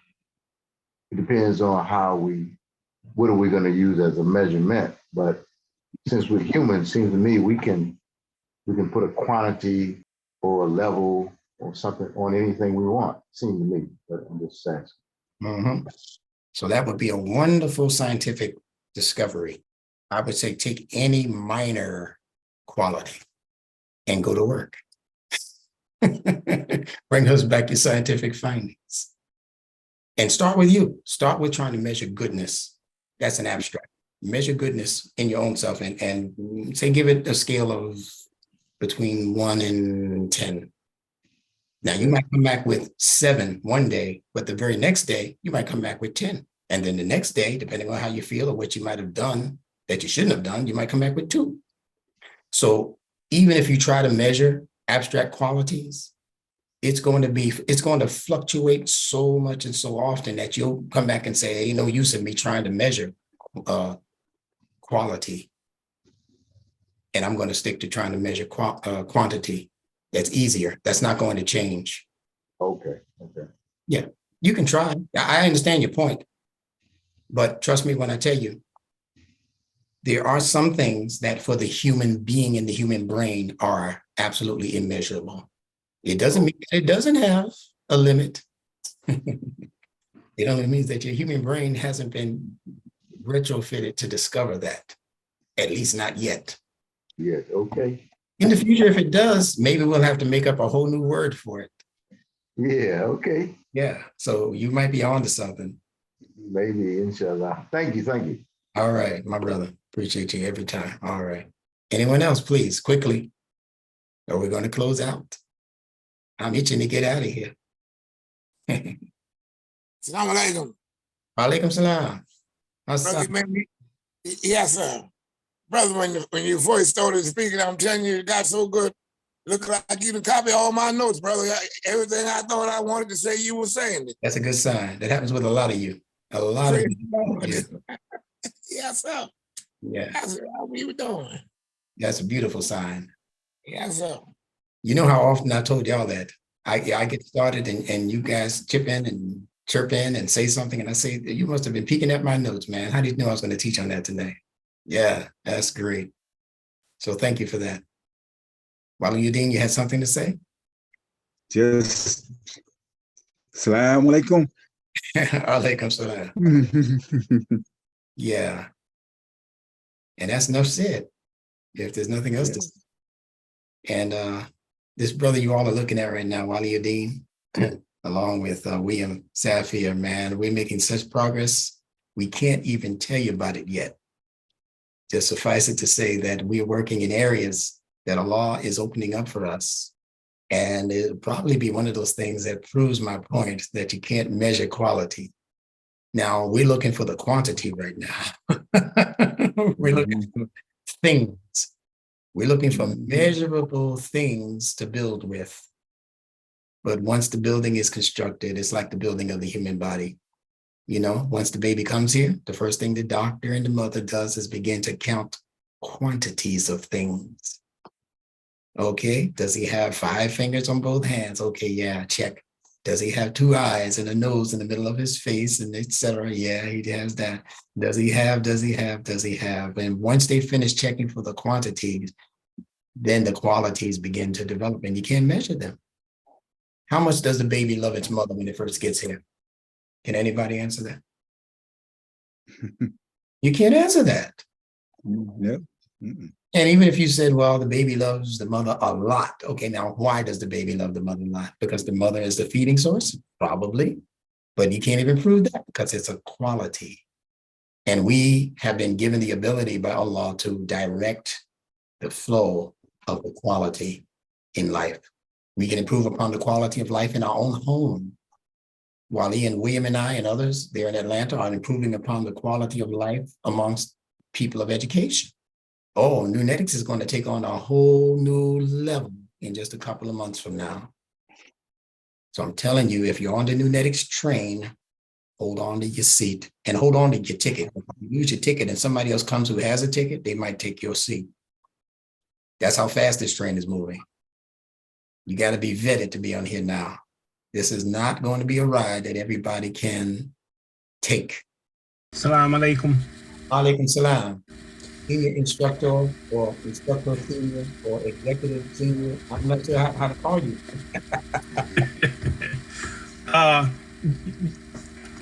You hit on so many points, but the point that I wanted to got me was what would you say Darwin and the rest of his buddies are? Involution or evolution? I'm saying it's evolution. Yes, they're evolution, but they're false evolution. It's not true evolution. They're actually teaching materialism, material dynamics and materialism in order to divorce the idea of a source creator being responsible for all of it. Okay, so that brings me to that everything's created in pairs. So we're talking about the land and water. Yes. Economic and too much going into the pursuit of materialism. It says get your share of the dunya, but have to have that homeostasis, the balance with the moral acuity. That's right. Okay. That's the air and the fire. See, air and fire are masculine elements. Water and Wait a minute. You said air and fire. I thought you was talking about culture and water. Not everything we've connected it to. So you're on the right track. I'm just trying to divide them into pairs. Okay. Right. I got you. You mentioned water and land. Yes. They are natural spiritual pairs, but at the same time, they are both feminine. Water and land are feminine elements. So they have to pair with the air and the fire, with the masculine element. They're pairs in and of themselves, but they operate in creation with what are seemingly their opposite and even enemy elements, like fire and water. Enemies. But Allah said, what? Come ye together. Together, willingly or unwillingly. Okay, so that's dielectric magnetism. It's all of that. Okay. Dielectric inertia, electromagnetism. It's all of that. And it's operating simultaneously and at all times. Okay. Thank you. Thank you. Ms. Tanya, did you want to say something? I see your microphone. Salaam Alaykum. Thank you so much for me being here. I just wanted to say what came to mind in relation to quantity and measurement. Is it something that can be applied in the context of space and time and dimensionally, and sort of expanding understanding in relation to that context, if that makes sense? Yes, indeed. Yeah, see, that's when you get into the quantum realms of things. And for us to begin going there now, it's going to take us another 2 hours to get out of it. So I won't start it here, but I will ask you to remind me in the very next class, if you're able to attend, just send me an email or a text asking me to touch on that subject, because it's a vast subject. You know, they tell us we live in a three-dimensional world, but we're not really clear on what those three dimensions are or what they represent, even if we know what they are, height, width. Okay. We've heard them, but we don't really know what they are, abstractly speaking. And even if we do know what three dimensions are, how many of us know what and where the fourth dimension is? Not to mention this all evasive fifth dimension. You know, what is this? All I know is that they were a musical group of the 1970s. Yeah, I do have actually like little notes that sort of came to mind. Yeah. In relation to that. Yeah. And so, yeah. All of these things that science is discovering are part and parcel of our human makeup. They're all in you. Allah said, if it's out there in the skies, if it's in the earth, it's also in you. So our search shouldn't be so much spending trillions of dollars to find out what's out there. If you find out what's in here first, you can predict what's out there, because it's going to be a reflection of what Allah put in here. As above, so below, as without, so within. Okay, thank you. Okay. Glad you were able to jump. It's a lot of time. You sit through 3 and 4 hours. I don't know how long we've been here, but thank you for spending it. Yeah, it's like half free here. Oh my goodness, let me let you go. This keeps me awake. All right. Keeps the mind going. Yeah, make sure that you have my, if somebody could put my email address. If you don't already have it, Cosmic Quran, you do have it, because that's how you get it. Yeah, I'll text you. All right, so contact me. You'd be one that I'd love to have a one-on-one conversation with, you know? Absolutely. Oh, by the way, you know, you regular instructors and learners, you could be having these one-on-ones too. It's not just for new people that I'm meeting, it's for you too. If you have things that you want to talk about specifically with the instructor, just make a date, you know, go on the website or whatever and book a date or whatever you want to do. And you can have the same one-on-one 30 minutes at a time, 60 minutes at a time, like you see on YouTube. That's not just for new people. That's for you. You got a bunch of questions that haven't been answered yet. So instructors, senior instructors especially, you're somewhat obligated to have those kinds of conversations with me. And you help the rest of the people who don't know this science yet, you help them because you know better what questions to ask me even than the new people do. So take advantage of that and do it soon because that door is going to be closing relatively soon also. I'm not going to be available as I've been maybe in the next month or two. I'm not going to be this available. You see me throwing up videos 2 or 3 times a week and 5 times a week and 2 times a day sometimes. I'm not going to have the time, the luxury to do that anymore. So take advantage of this while it exists is all I'm saying. So thank you, Miss Tanya. And keep that beautiful, bright smile. All right. All right. So that's my cue to close out. No more comments, no more questions. I thank all of you for being with me. And I greet you with the greetings of peace that obligates each and every one of us to keep the peace. Okay, Zaid said his mic is not working. That's unfortunate. So we'll start with you next. In fact, I think you have a presentation coming up, if I remember correctly. So we'll talk in the next couple of days, Zaid, and whatever you wanted to say tonight, you'll get a chance to say it in your own 15-minute presentation, probably this time next week. Okay. But thank you all for being with me. Greetings to your moms and your mothers and your grandmothers and your aunties and your daughters with mothers, et cetera, et cetera, et cetera. And I greet you in the greetings of peace that obligate each and every one of us to keep the peace. This piece should be up later on YouTube, inshallah. As I greet you, Salaam Alaykum. Walaikum salam. Walaikum salam. Yeah, you made my day. All right.